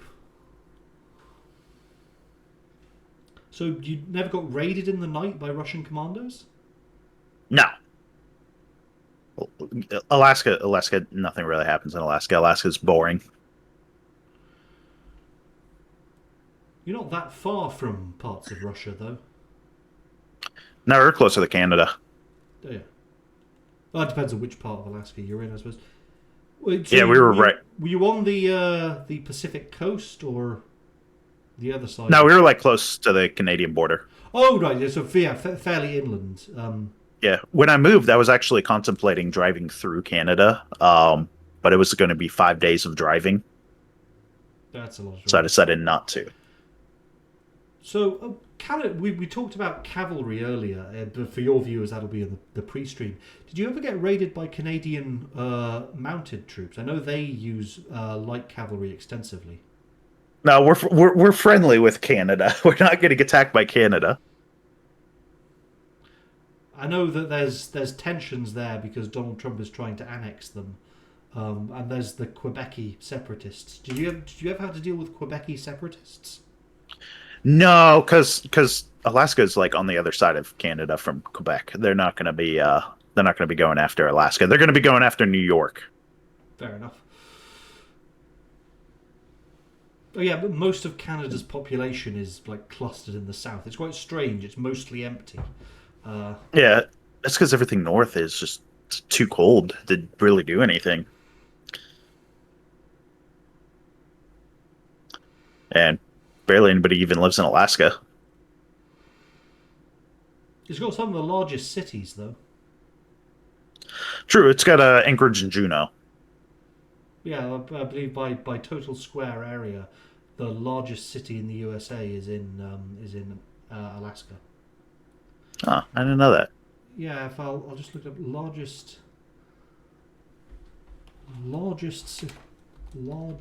city in the USA by area. Yes, Sitka, Alaska is the largest city in the USA. Covers 2,870 square miles. Damn. Yeah, Alaskan cities are quite big. A lot of people have misconceptions. I so this is while I've talked to people who talk about like a lot of things are not the way people would expect them. Like Alaska has very large cities, which surprises people. Australia is another one. I assumed Australia was very, very sparsely populated, like very, very sparsely populated. But a lot of people told me apparently it's quite urbanized and a lot of people live in cities, which just seems baffling. That does not at all match the mental image I have of Australia. But So Australia has like a couple of cities, and then like the large desert in the center does not have a lot of people. But that's the thing is that's what I think of when I think of Australia. Like when you think of Mad Max, the biggest towns are places like Gastown, the Bullet Farm, and there's a large space in between them where most people tend to be, on the road fighting and scavenging. You don't tend to imagine cities when you think of Australia. Yeah, because you got Sydney and the There's other an one on opera the other house side of there. the country. Yeah, but that's not Oh really yeah, that's what you think of when you think of Australia. So that's strange. Much like with Alaska, you don't think of cities, but it does have America's largest cities, hmm which is a real surprise. I would not have thought that the largest city in the USA was Sitka. yeah. I don't think there's that many people. It just has a large square footage. Well, yeah, I said large, not populous. Yeah. And usually, if you have more cars and more that stuff, like the wildlife does not go and mess with those areas. An elk or a caribou would win a fight with a car, wouldn't they? Uh, Not a caribou. A moose, yes. Moose don't really care. They know that they are 800 to 1,000 pounds of muscle and will just kind of walk wherever they please. But generally, if you don't start a fight with a moose, it won't start a fight with you. Well, But a moose will kill you if you piss it off. that's both reassuring and then horrifying. hmm Moose actually kill more people than bears. Because on some level, a brown bear knows if it kills somebody apart, state trooper's going to go and hunt down that bear. Huh. They don't send you to do that? No, we're not allowed that. We're not allowed to shoot animals. What did you even do out there? That's a good question. That is a very good question. Um, Training exercises. Oh. You were out there to protect against Bigfoot. Yeah. Actually, that Bigfoot would be more south. We would have Yetis. Oh, right. They'd be different breed. Because I think Yetis are considered to be the colder climate cryptids. I thought they lived They're in like I thought they lived in Nepal. The Himalayas. Do they also could, live in Canada? I never seen one, but they could. It'd be a cold climate. They'd thrive in both areas. So is that Bigfoot, I would is that what you expect were it to be sent to deal with? no. Um, I thought. Well, you said training exercise. I thought that was a like Oh yeah. nod to we were actually being sent to deal with Bigfoot. No, you have a lot of people just like at a base, and they just kind of train just so that they're ready for when they need to go to war. With the bears? Not with anyone. Like we deployed to Iraq once. Yeah, I'm sure. Well, I guess. Does Iraq have Arctic climate? No, they're just like, oh, your unit's available. You Fair can enough. your bodies that can go somewhere. So, how did your equipment hold up from? I guess did all of that winterized equipment you have hold up well against the heat and the sand in Iraq? We just used our regular uniforms and body armor. We didn't take our Arctic equipment with us. So, fair enough. So They're like, body armor. you're gonna need your we just cold weather gear. we discussed that earlier, and again for the people on your stream who haven't seen this, we discussed body armor. That is earlier. a cool book. It very much is. That's Armour of the English Knight, 1400 to 1450 by Tobias Capwell. So what kind of body armour did you have? As we discussed We had earlier. We had plate carriers. Oh, so look, Brigandine? No, they were Kevlar. I don't So know. there's no metal. Ceramic plates or just like... Yeah, ceramic. It was like a weave of ceramic with some other material. It stops a 7.76. That's what the Kalashnikovs are chambered in, isn't it? Yeah. So they were expecting you to face like Al-Qaeda types. Or the Russians. Yeah, I think it's if anybody shoots at me with anything, generally say 50 cal. Which if someone's coming at you with 50 cal, you cut out a little bit there. If anyone comes at me with anything bigger than it'll probably punch through. so like a 600 Nitro Express or Yeah, but no one's going into a war zone with that. Someone might. I have to ask why not if it goes through. Oh, because the weight. Oh, true. Because you get shot even with your body armor, you're still going down because you broke a rib. The force will carry through. Do you not have padding under the plates? We do, but it might break a rib still. It'll still pretty knock you on your ass. Plus, they could still hit you in the arms and the face and the legs. Oh, so you really only had like a breastplate and a cuirass. Yeah, which is protect the organs. As I said, it's compared to what we used to have. It's really terrible. I posted that image of you can probably bring it up. Comparing the armor that we used to have for our fighting men versus what we've got now, it's really pathetic. And I don't know if you've had the same decline in the USA with regards to the equipment you've been issued, but the way we equip our fighting men here in the UK is just abysmal. I don't know if it's the same for you guys in the USA. I mean, it's pretty much the same thing. Everybody in NATO kind of all agrees on the same thing.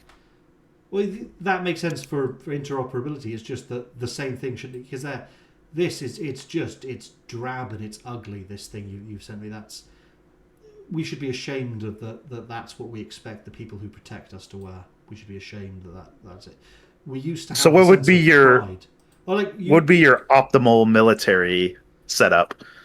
Well, you see the Greenwich armor I sent you. We've got long logistics trails to support them. The head to tail ratio is already crazy. We've got for every one actual man at arms, we have 3 or 4 people who just exist to maintain that person's equipment. So compared to a knight who might have 1 or 2 squires, we're already supporting our fighting men more than that. So you could easily maintain armor like this, the Greenwich armor. So there'd be a layer of mail underneath that to protect the vulnerable joints. But I don't see at all why you couldn't have this.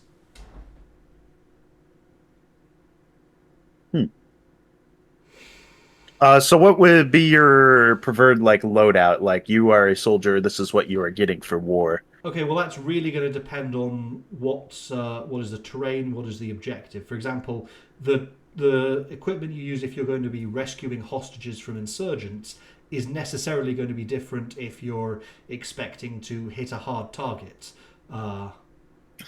You're sending soldiers to Russia right now. To Russia, okay, you're going to need something very warm. The Russia, from what I did, their troops don't have especially good body armor. They do have some armored vehicles. So, and let's see, in a standard infantry platoon, which is, I think, 28 men? Give or take. It depends on what type of unit and who you're putting. But yeah, I'd say 28 men. Okay. 28 to 35. Okay, I would want one mortar team, which I think is 2 people. So that leaves another 26 men. I'd want a solid front line in full heavy armor, carrying either long pikes or a weapon and a shield. And so at least maybe 16 men who can form a protective front line. So if we say 16 men do that, 2 men do the mortars, that's 18 total. That leaves us with another 10 men. You'd want a medic. You usually have mortars get their own platoon. What happens if that platoon is attacked in melee? They're usually being covered by other platoons. Okay, so right, so we're not talking about a combined arms assault then. You want a very dedicated platoon that just does one thing. Well, in that case, you could have a mortar platoon. You could have a heavy infantry platoon with large scutum or potentially even pavis shields and full heavy armor to launch attacks against areas that are covered with machine guns. You would also need machine gunners of your own, and I don't know whether you'd want to put those in a standard platoon because they could cover heavy infantry while they advanced. So you would probably want 1 or 2 machine gunners with something like either a light machine gun that's chambered in 5.56 or something heavier that shoots maybe a 308 round. Like I think a minigun is chambered in something like a 308. Although those are very hard to move, so you'd need also, for everyone who's got that, you've got to need someone to carry ammunition and someone to move a tripod into position for that. So you would have a machine gun covering pikemen. Yes, pikemen or shield bearers. Okay, so the pikemen just have the pike no guns of their own. Yeah, you'd have specialized. That's why I say you do want a somewhat mixed platoon. You don't want a platoon that can, except maybe in very specialized circumstances, you don't want a platoon that is absolutely screwed if someone attacks them from a distance. You probably want at least one person with a dedicated marksman rifle, if not a 50 cal for very long range, or maybe something akin to a full U bow, like a full 200 pounds, 2,000 Newton or stronger longbow that can shoot with extreme accuracy at extreme long range. Something, and you maybe have one dedicated marksman in a platoon who can deal with that. You will also have dedicated marksman cells for other work, but in every platoon you're going to want someone who can do that so that you aren't totally vulnerable to it. You're also going to want a medic, probably a chaplain. So let's see, we've got a 2-man mortar team. We've got 6 for chaplains. Heavy armor. Chaplains are at the battalion level. So you have one chaplain for a battalion and his assistant. A battalion's what? Almost 2,000 men? No, a battalion would be around 450? 450 men, okay. So that's what you've got, one divine caster per 400 full BABs. Yes. How would you explain chaplain? Well, as I understand it, chaplains would typically be a divine caster, so theoretically you could be an oracle or maybe even a divine witch, but I would guess predominantly they would be clerics. Okay. And I understand in most modern militaries they can be followers of any religion, so you could have a Jewish chaplain, a Muslim chaplain, a Hindu chaplain. They have to treat and heal individuals and provide spiritual counselling to individuals of any religion. I believe that is required, and even minister to enemy prisoners of war. I believe that this is required by the Geneva Convention. They can be of any religion. You could have Scientologist chaplains. I don't know. So what would the different religious of chaplains have different spells and abilities? Well, yes, certainly if they're clerics, because each and also at higher levels oracles, I believe. I know Scientologists have slightly different abilities at higher level. I believe what they call operating Thetan levels. They can do crazy things like the reason Tom Cruise is able to do these things that he does in the Mission Impossible films, despite being a 60-year-old midget, is because he's a Scientologist cleric. He has a very high operating Thetan level. That's why he's able to pull off feats that 6-foot men who are half his age can't accomplish. He has a high operating Thetan level. What would a Muslim chaplain get? I know there are things that... What are things Muslims can do? I know generally Catholics can carry out transubstantiation. They can transform ordinary matter into the flesh and blood of Jesus Christ. I don't know what Muslim chaplains can do. There's probably something they can do, but off the top of my head, I don't know it. Okay, so you said a Christian chaplain or a Catholic chaplain would be able to do transubstantiation? Yeah, Catholics and I think there are certain Anglican chaplains can do that as well. Oh, okay. Yeah, I've possibly what is it? Possibly Lutherans, but I'm not sure. I think Anglican chaplains also. Transubstantiation in Anglicanism. Let me just double check that. Transubstantiation in the Anglican Church. Okay. No, actually, Anglicans can't. Okay, so that's only... transubstantiation in Orthodox. I know Russia has a lot more chaplains than the USA does, but they're all Orthodox chaplains. And I know they bless weapons, so a lot of Russian weapons are sanctified and will also deal sanctified spirit damage in addition to damage in Orthodox Church. Okay, so yeah, because I know. I think it is only Catholics then. I stand corrected. It is only Catholics who are capable of transubstantiation. Yeah, I know, because despite being a lot more religious, the United States is more secular, so we have way less chaplains per person. So, without access to very much divine matter, so at a battalion level, so you're looking at one... So, what do you do for medical supplies? You'd say, if you don't have enough chaplains, I guess you would have to have a medic in every platoon. So everybody's trained in medical. Everybody has basic medical stuff, so if you get shot, they can stuff stuff into your bullet wound. Everybody has a med kit on them as well. I think you may be trying to overgeneralize your troops too much. That's a lot of equipment and training for one person. Yeah.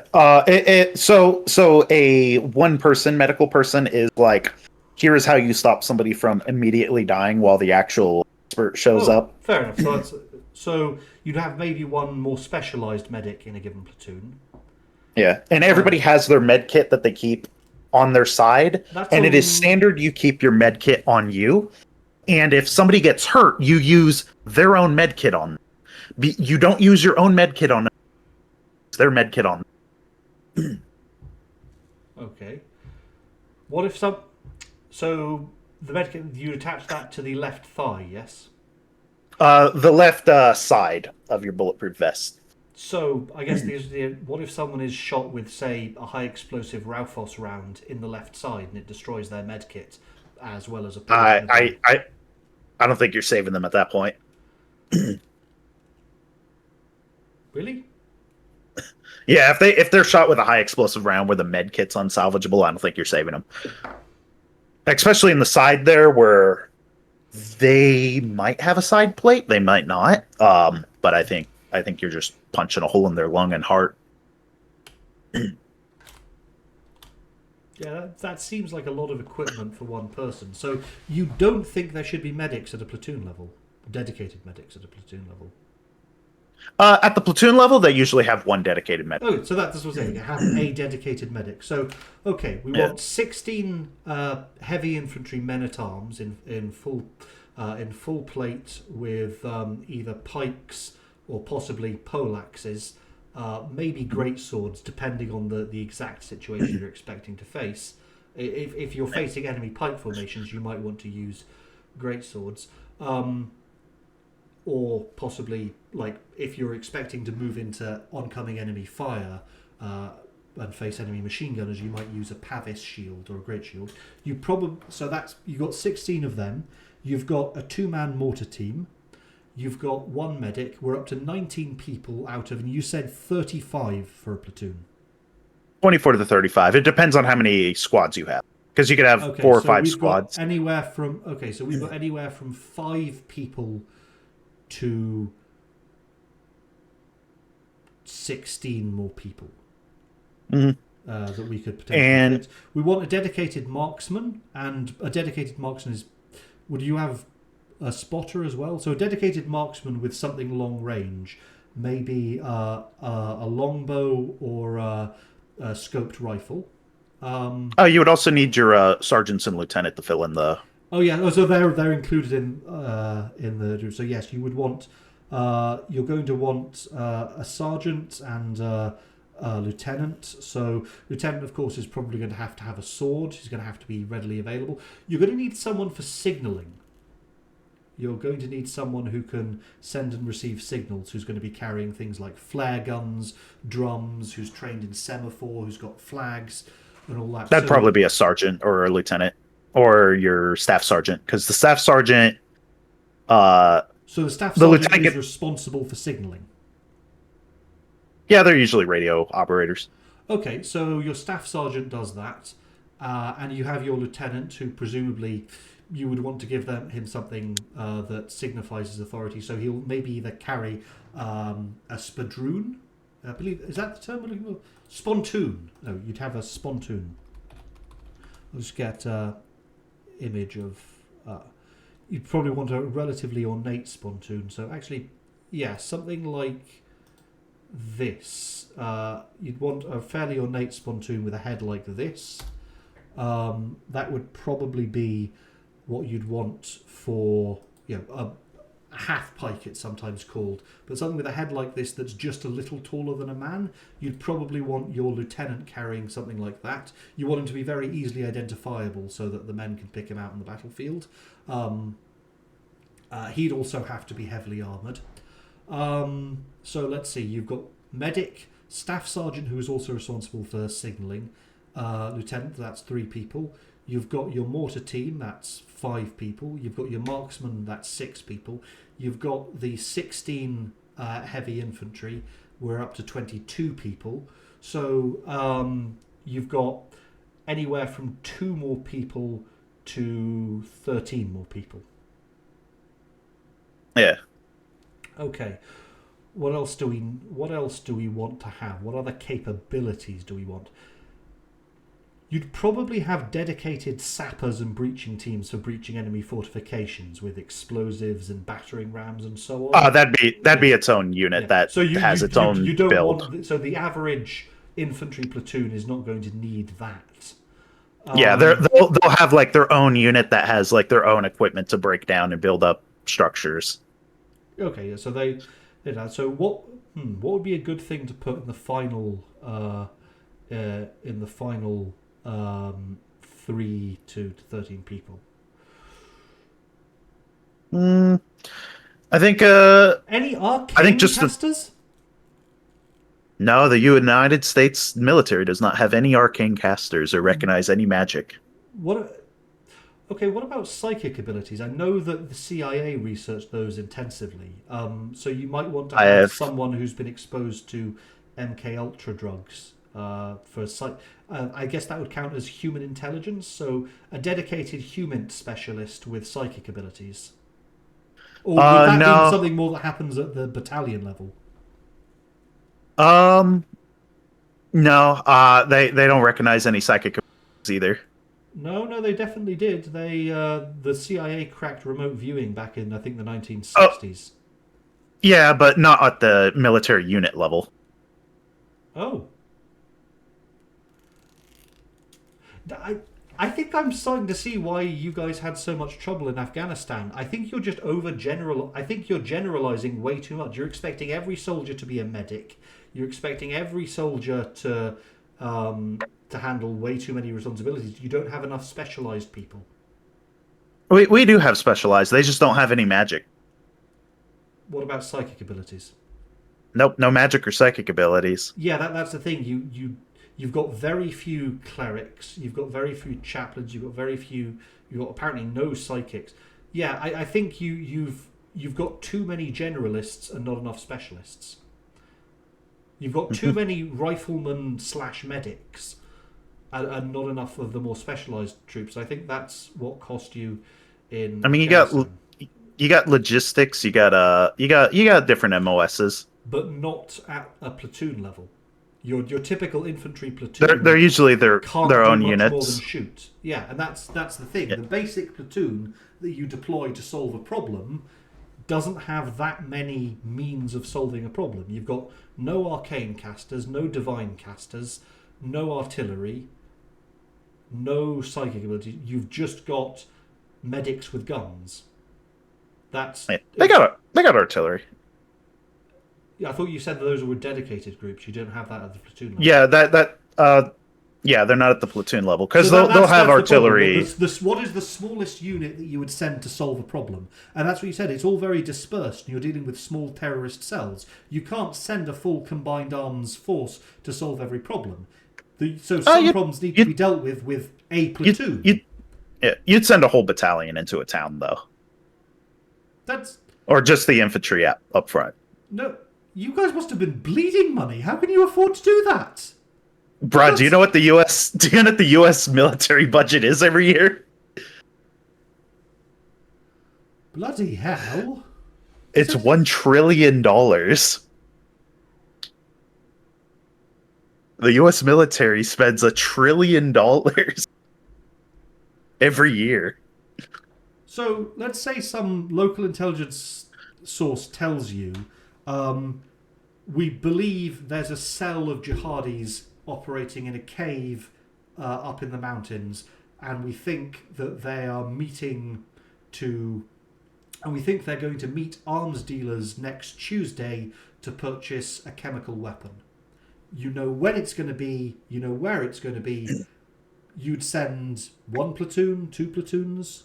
They'd probably just drone strike them. You wouldn't try to take anyone alive for intelligence? I think if we already knew that much, it'd just be... We'd already know everything we want to know. Yeah, I think I'm starting to see why Afghanistan was such a problem for you. You've abandoned specialization at the platoon level. You've got the... when all you have is a hammer, everything looks like a nail problem. Yeah. You need to diversify platoons more, I think. Yeah. There's also just a breakdown of morale and the fact that it increasingly seemed like there was no clear goal. From what I've read, that was a problem.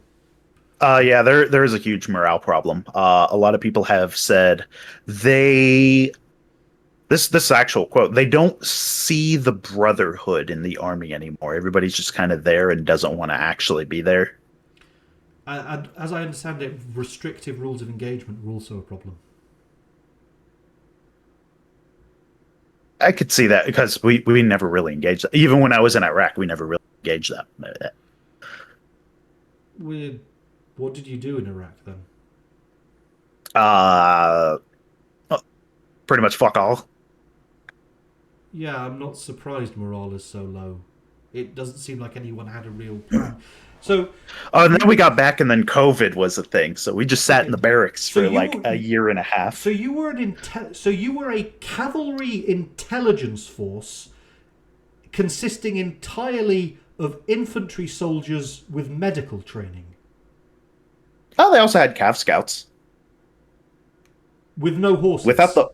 With no horses, they just ran. They just run to the places they need to go to scout. What the fuck were you people do? Jesus Christ!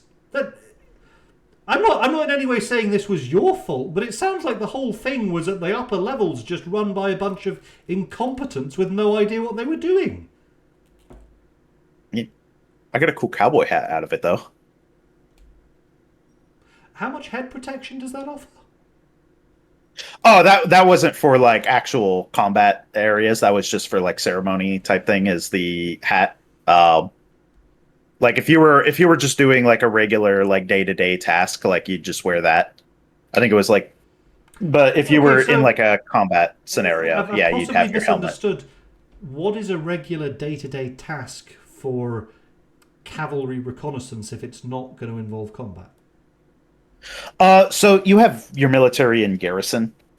Usually they are just like training. They're learning a new skill that could potentially be relevant to them. Like they teach everybody how to use. They teach everybody how to do some basic medical stuff. Just a little bit of everything. So just in case. Yeah, that's the problem. I think that you spent a lot of time overgeneralizing and getting a little bit of everything, and no time actually learning and applying specialized skills. I mean, well, like I had my specialized skills in Intel, but it was also like you said you didn't have any psychics. Well, no, I wasn't psychic. I just typed on a computer. Did you learn like cryptography? No, I just typed on a computer. You said, and for that they gave you rifleman training and medic training. Yeah, because everybody has to get those. No matter what, everybody gets rifleman and medic training. Even if they're never expected to. Bloody hell! Yeah.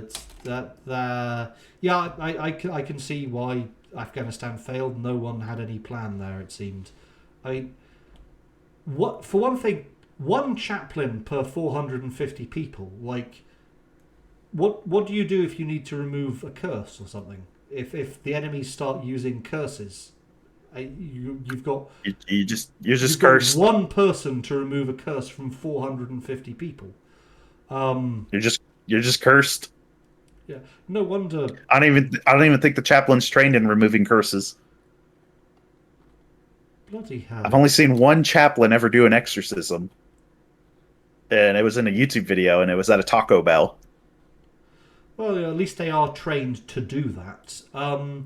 So I don't think she was trained. I think she just had prior knowledge. I don't think she was trained. So to be clear, if the enemy conjure a djinn or something and send it to possess one of your guys, like, holy shit, if they send a djinn to possess the machine gunner or someone carrying a flamethrower in the barracks, or given that you're all unarmed except for the gate guards, if they possess one of the two people there who's actually carrying a weapon, you've just got to hope that the chaplain has picked up exorcism skills outside of the military. Yes. Oh, but the chaplain is trained to use a rifle, though. When we were in Iraq... Oh, no, chaplains don't have weapons. When we were in Iraq, though, everybody had a weapon. In Alaska, we don't, but in Iraq, we all had our M4 rifle, our 5.56. Unless you were a saw gunner, then you got a machine gun instead of your 5.56.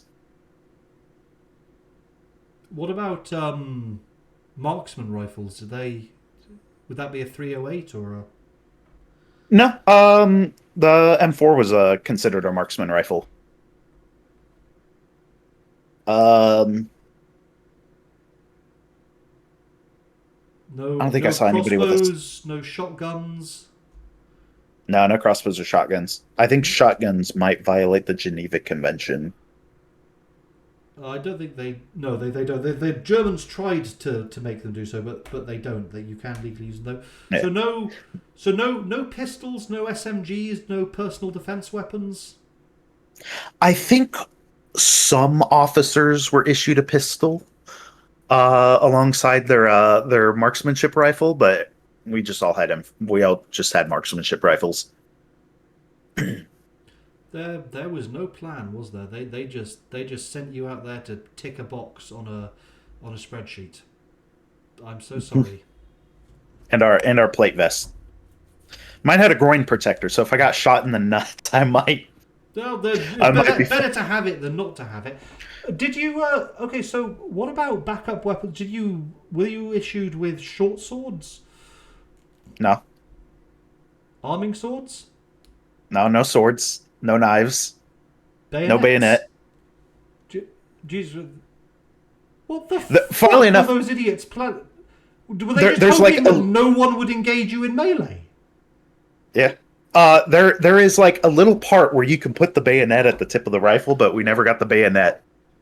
And there's bayonet somewhere, like in a box somewhere, but they never gave them to us.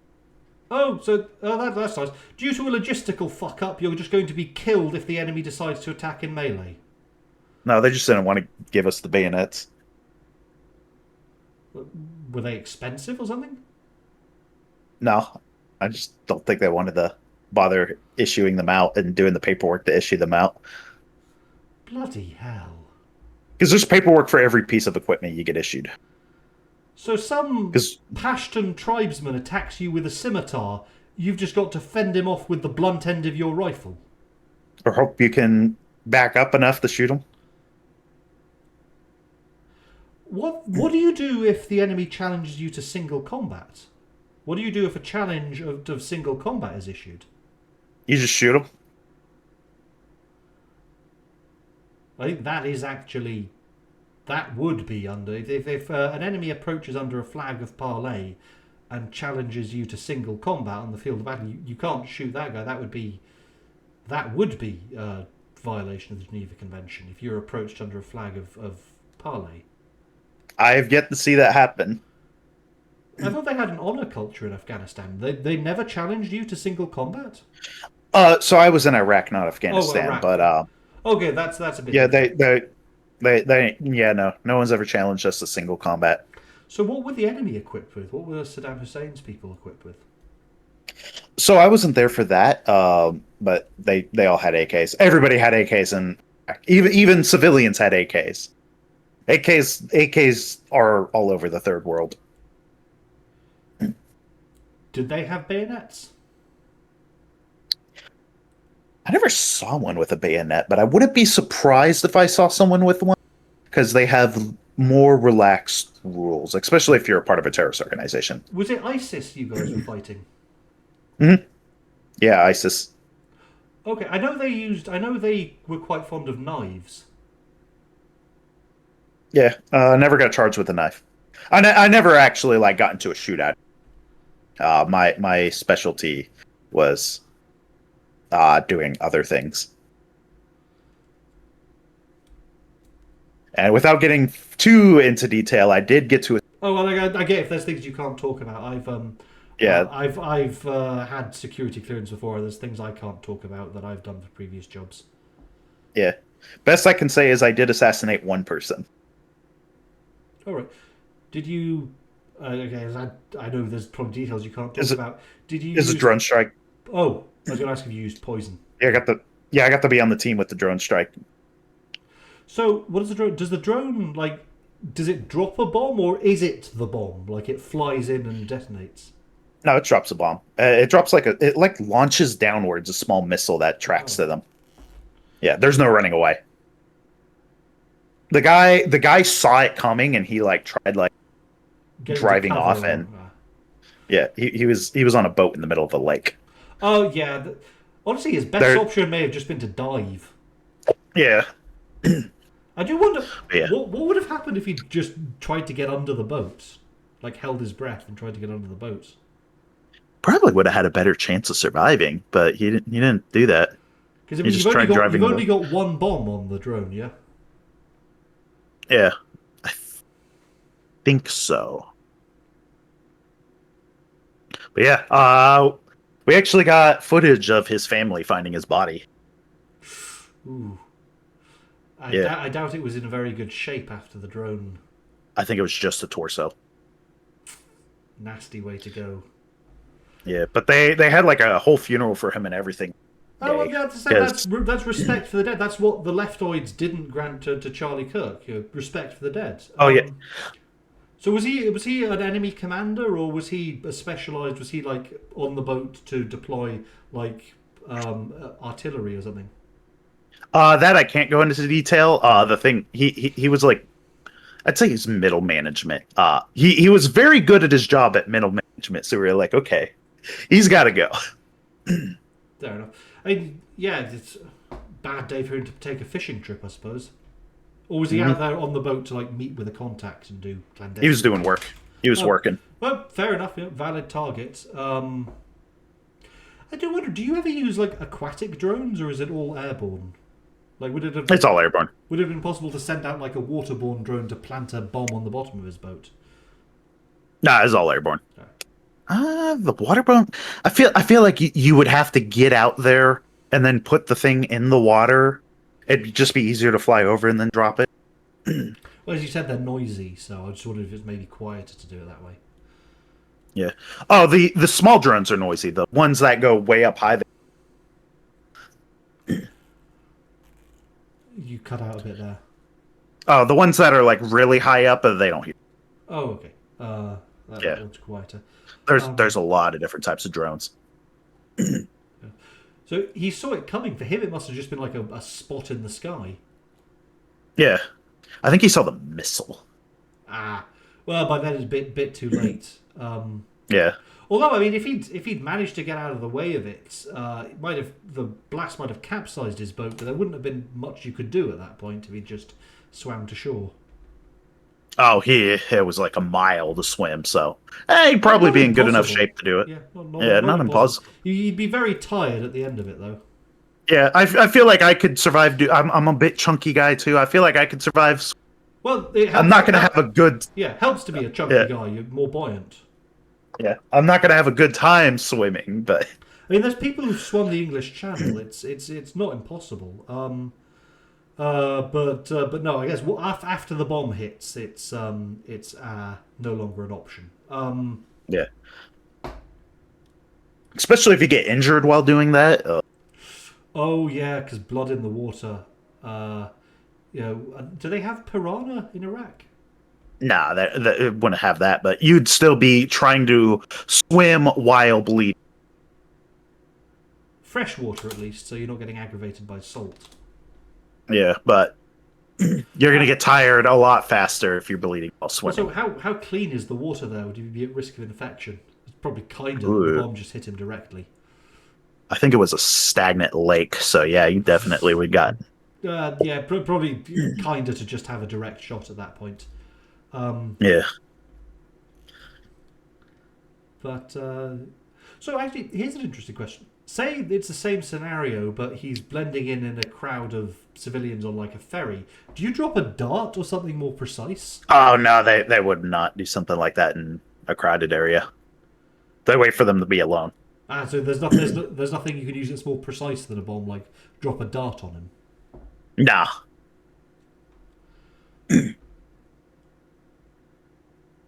But going back onto the thing about Charlie Kirk, I've been reading about the assassin, and he seems to be quite the character that people are learning a lot about.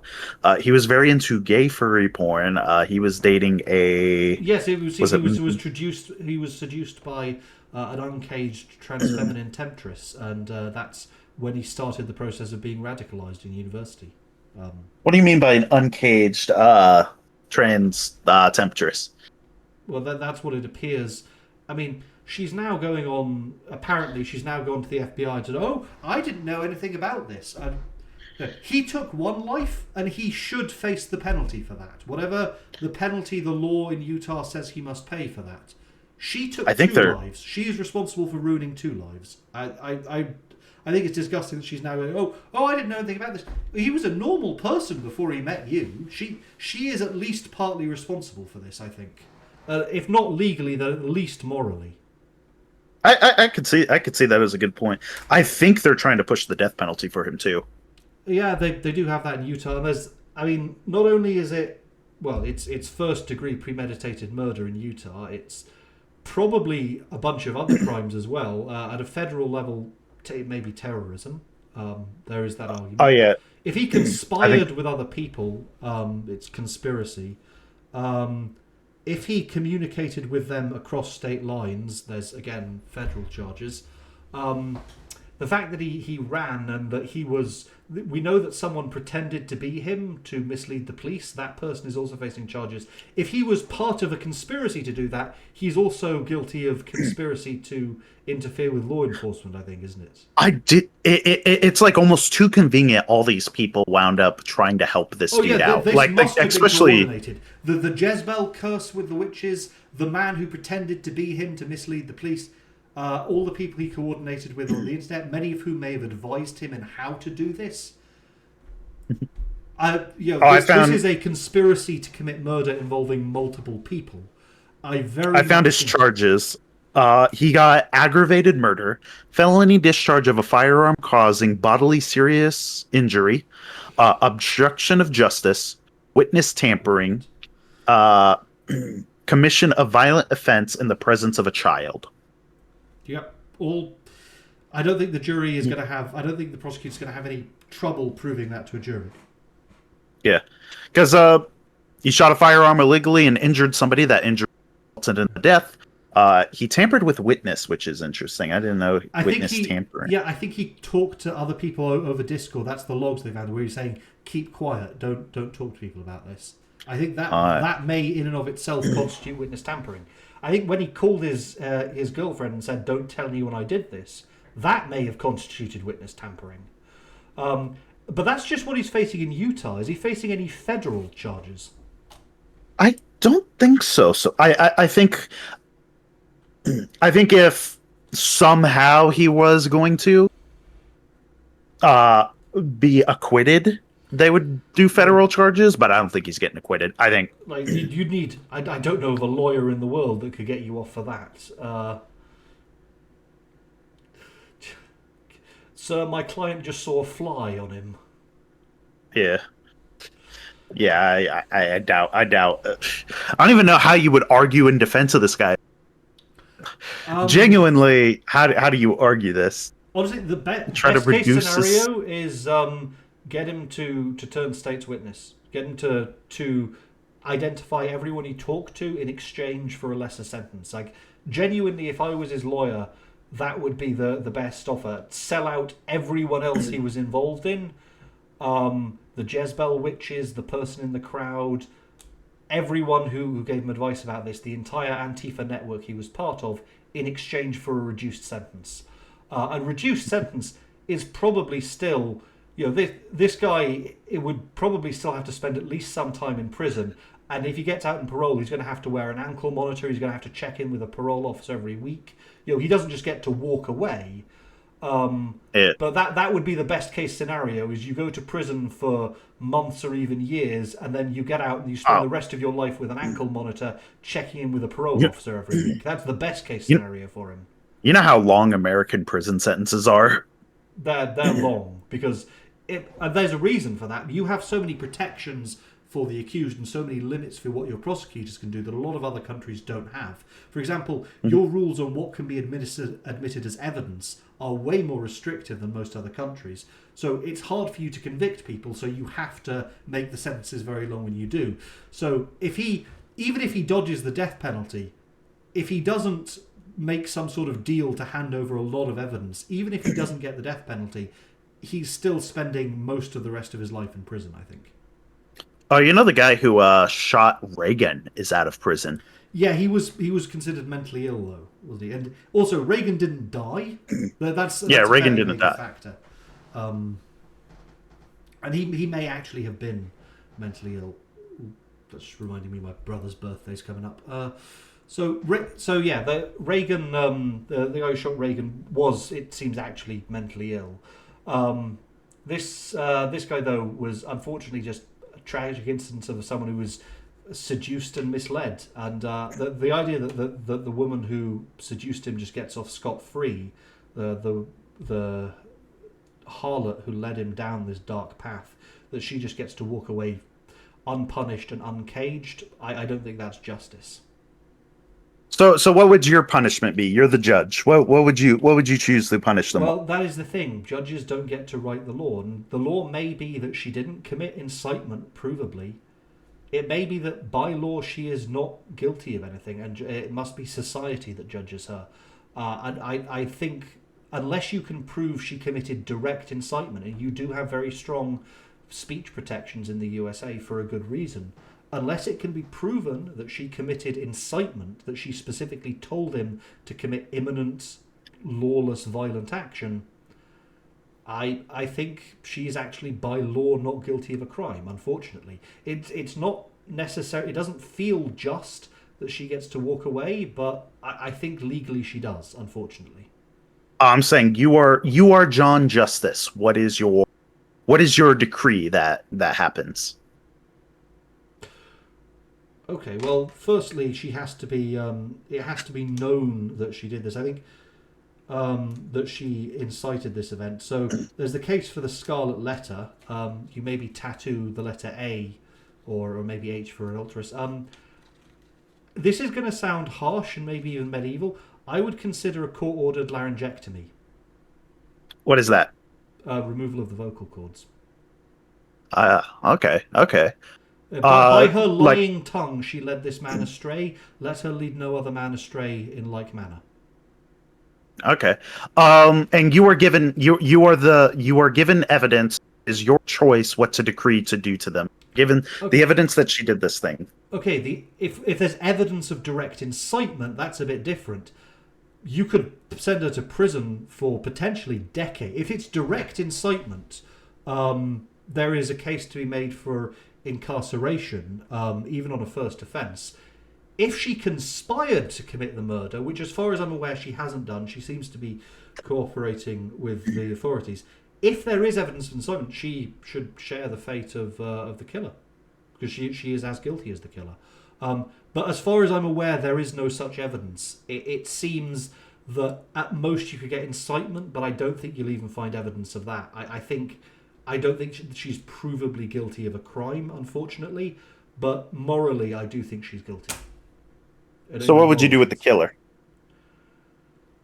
As I said, I don't approve of the death penalty personally. I don't approve of giving the state that much power, but I think he has to face a penalty for his crimes. I would say, and this is going to sound harsh, I'd say he has to go to prison for at least a decade, and if he is then allowed out, he can have the possibility of parole, but he's going to have to wear an ankle monitor. He's going to have to check in with a parole officer. He's not going to be able to leave the state without permission. He is going to have to live like that for the rest of his life, unfortunately, because we just can't trust him in normal society. That may sound harsh or authoritarian, but he has to face some penance for what he did. That's ironically less restrictive than what they're doing to him. Yeah, as I said, I'm more of a moderate on those issues. I am not, despite what people on Blue Sky seem to think of me, I'm not the radical right. You're not like Kizza, we love you, but Kizza would just be like, death penalty, throw him into the pit full of sharks and snakes. What would your prescription be? I think if you murder someone, death penalty, especially in cold blood like that. I think very simple death penalty. Something. I don't think you should make a spectacle of it, but definitely just not deal with the person anymore in society. I can see the argument for that. I can definitely say, if ever there were a case where you could argue it's justified, this is premeditated, it's in cold blood, there's really no legally admissible extenuating circumstances. What if he... Okay, would you agree to a reduction sentence if he does, as the hypothetical we discussed, if he shares information about everyone who's connected, everyone who gave him information, every member of the Antifa cell he was connected to, would you then be okay with a reduced sentence? That would definitely, yeah, a reduced sentence would make a lot of sense. He would definitely have to be put into a witness protection type prison if he did something like that. But if he was able to take down potentially more harmful people, yeah, I could see a reduced sentence working out. Is Especially, my hair starting to thin? I think I need to use more of this stuff. Regain. yeah. Yeah, Your I hair can doesn't seem see, very thin. Like I have I can see similar there, hair. just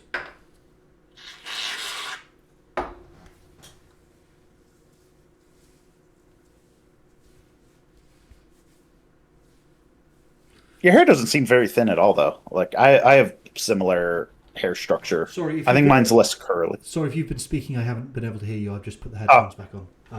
I Sorry. said I think your hair is very thin. Like I think we have similar hair structure because my Yeah. hair is long, darkish like that. Yeah, I've always had except my stash is almost totally blonde. My mum was completely grey by this time. She was grey in her 30s.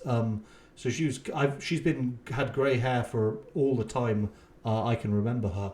She only had black hair when she was very young. I, on the other hand, have been turning increasingly blonde around the stash area. But yeah, Regain, better safe than sorry. I actually been kind of neglecting this recently, to noticing I probably shouldn't. Yeah, Yeah, my better safe mom's than sorry. Prevention better than cure. kind of.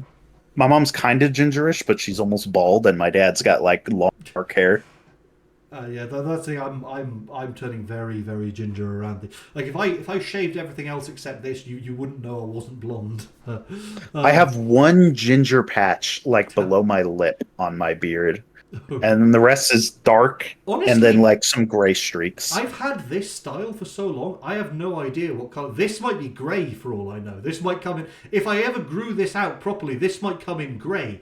I don't know because I've kept this part and this part shaved for about I think more than 10 years now.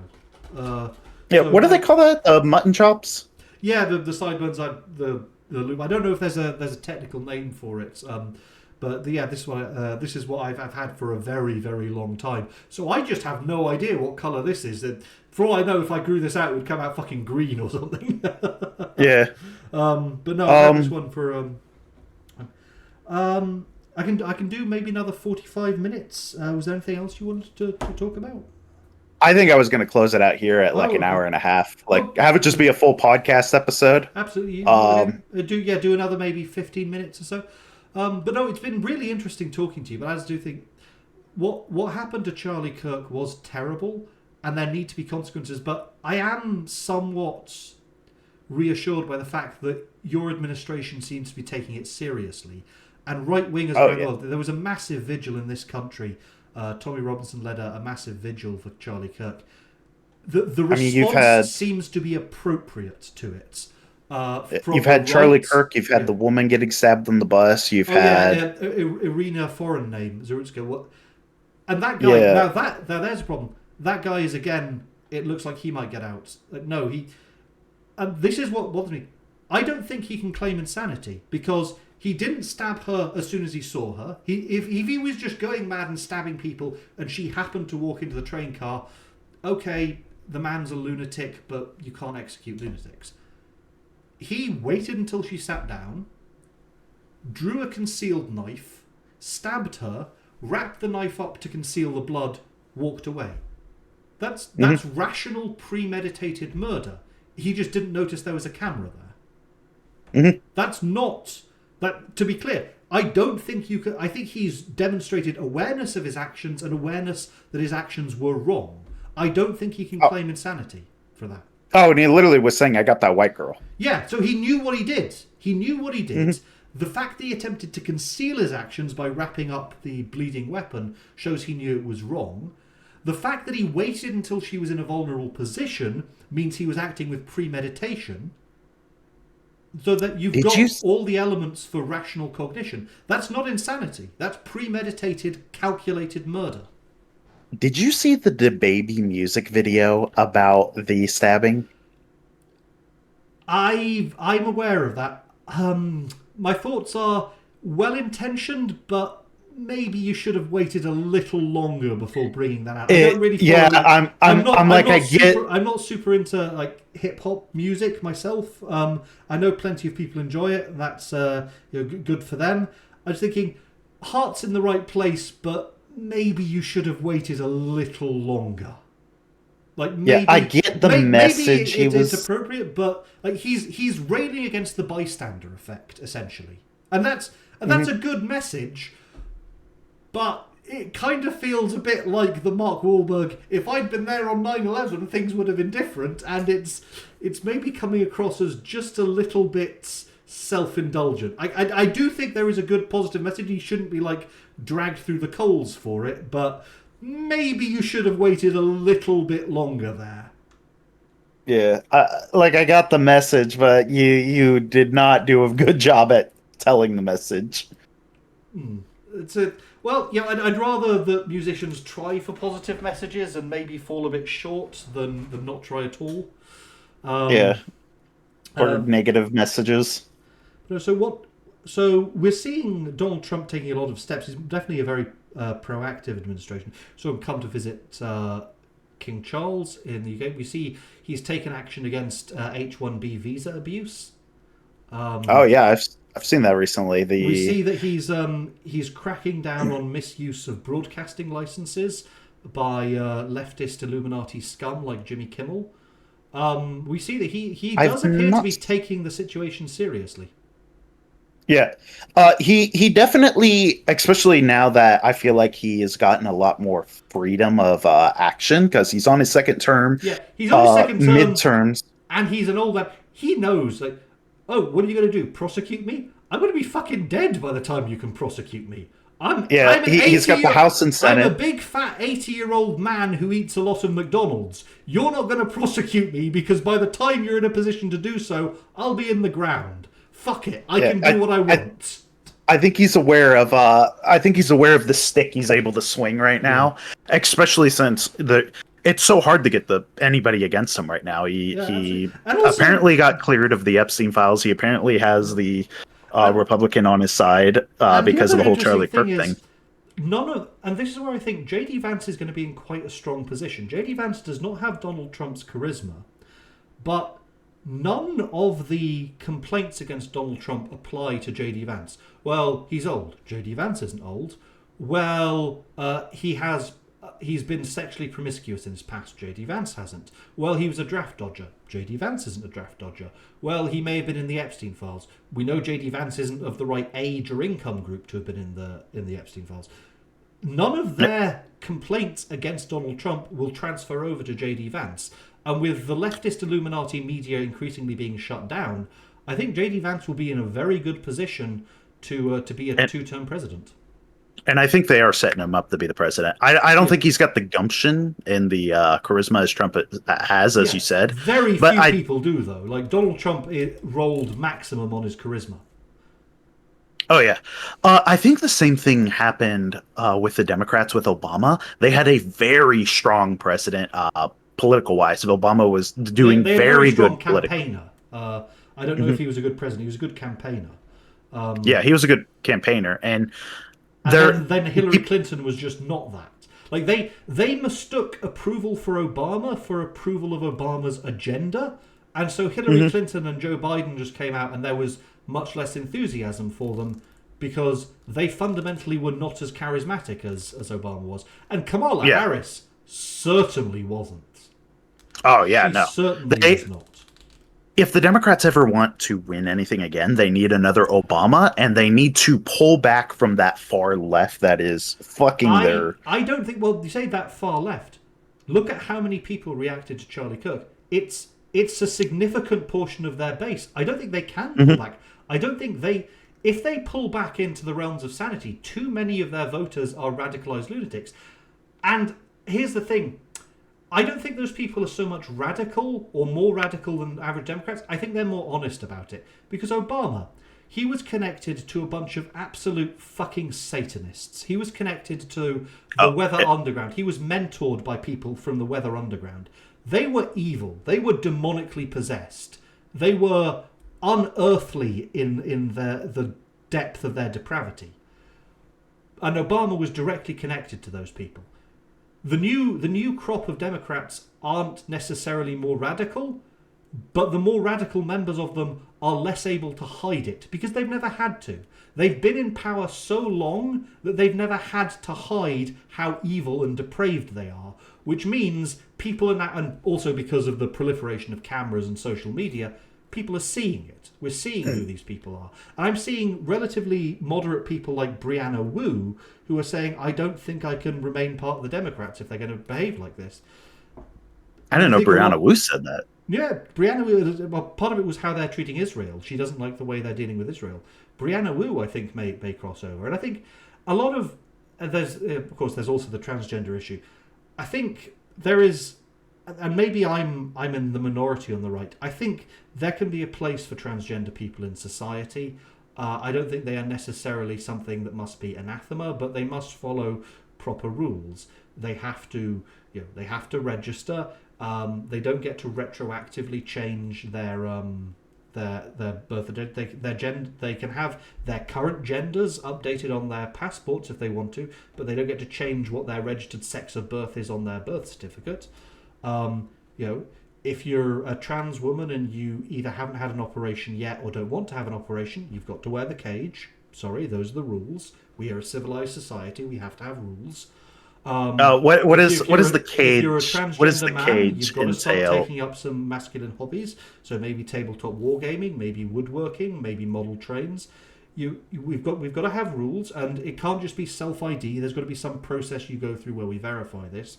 But I think if they're willing to do that and they're willing to behave, they can be a part of our society. We don't have to get rid of them. We just have to have rules and enforce the rules. You've mentioned the cage a couple of times. How does that benefit people that they're... Are you concerned about being demonetized? No. Okay. Yeah, I'll see if I can find some good examples. A little fun fact: YouTube's the AI that checks your videos stops checking after about 2 minutes, so you could say anything past the 2-minute mark. Oh, that's interesting. In that case, yeah. So, yeah, these are like flat cages, not really recommended for long-term wear. So let's find one that looks like a flat cage is very popular. No, this would be like one that you could be worn long-term. I think this is the Cobra. So what would the cage? Why do they have to wear the cage? Oh, well, it prevents the penis from becoming erect. So you, why would having a cage on them benefit society as a whole? Like here's a very good example. Like this is one that's designed for long term, where you can get metal ones like this that are also quite. Well, I think it would make people a lot more comfortable about the idea of them being out and about in society. Certainly, if you see your grandmother go out and she says, "Oh, I'm heading to the swimming pool, dear," you're going to be much more comfortable if you know that any transgender women who are possibly in the changing rooms are securely caged. I could see that argument. I could see that point. I'm more libertarian. I don't think like the government should like force people under that. But I see your point of view. I have a libertarian. I come from a libertarian perspective as well, but I'm a practical libertarian, and I think you can't go too far into anarchism, which is where we've been for a while. We can't have anarchism, and unfortunately, we've gone too far towards anarchism. We now need to go back more towards something more rational. Like a social anarchism. No, like a sensible system of restrictions. I think a sensible system of rules and restrictions, regulated society. I could see that. Yes. So like I could see your perspective. Yeah. So as I said, there have to be rules, but there doesn't have to be hatred. There doesn't have to be harshly exclusionary bigotry, but there do have to be rules, and the rules have to be enforced. And I think if we can do that as a society, we'll be fine. But no, it was great talking to you. Is there anything else you want to discuss before we wrap up? No, I think like we covered a little bit more. We got a. I'd love to have you back on the show again, though. That could be fun.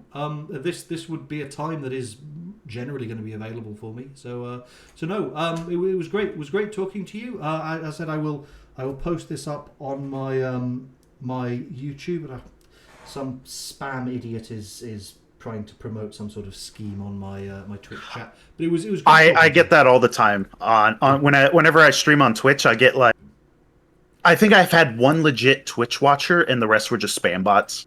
I'm mainly I dual stream on Twitch and YouTube, but Twitch I never get any legit viewers. Okay. I don't know how people get viewers on Twitch. I've no idea either. As I said, I'm not monetized, and I'm not trying to do this as a job or as a career. I want to just have a normal job and maybe talk online as a hobby every now and again. So I'm not super concerned about having loads of followers. But no, this was very fun. It was very educational, and I hope through our dialogue we've educated our viewers and illuminated some new perspectives. So good luck to you in the USA. Yes, thank you so much, man. And everyone else, that's going to be the end of this one. Comment, subscribe, give me money, please. I am. And my channel is Cybersmith Videos, Cybersmith_videos on YouTube. I am Cybersmith on Twitter, and I am Cybersmith on Tumblr. So please check me out there. I'm also. I will link it in the description if I remember to. Goodbye, everyone. Bye. Okay. And we're not recording. That is an hour and 40.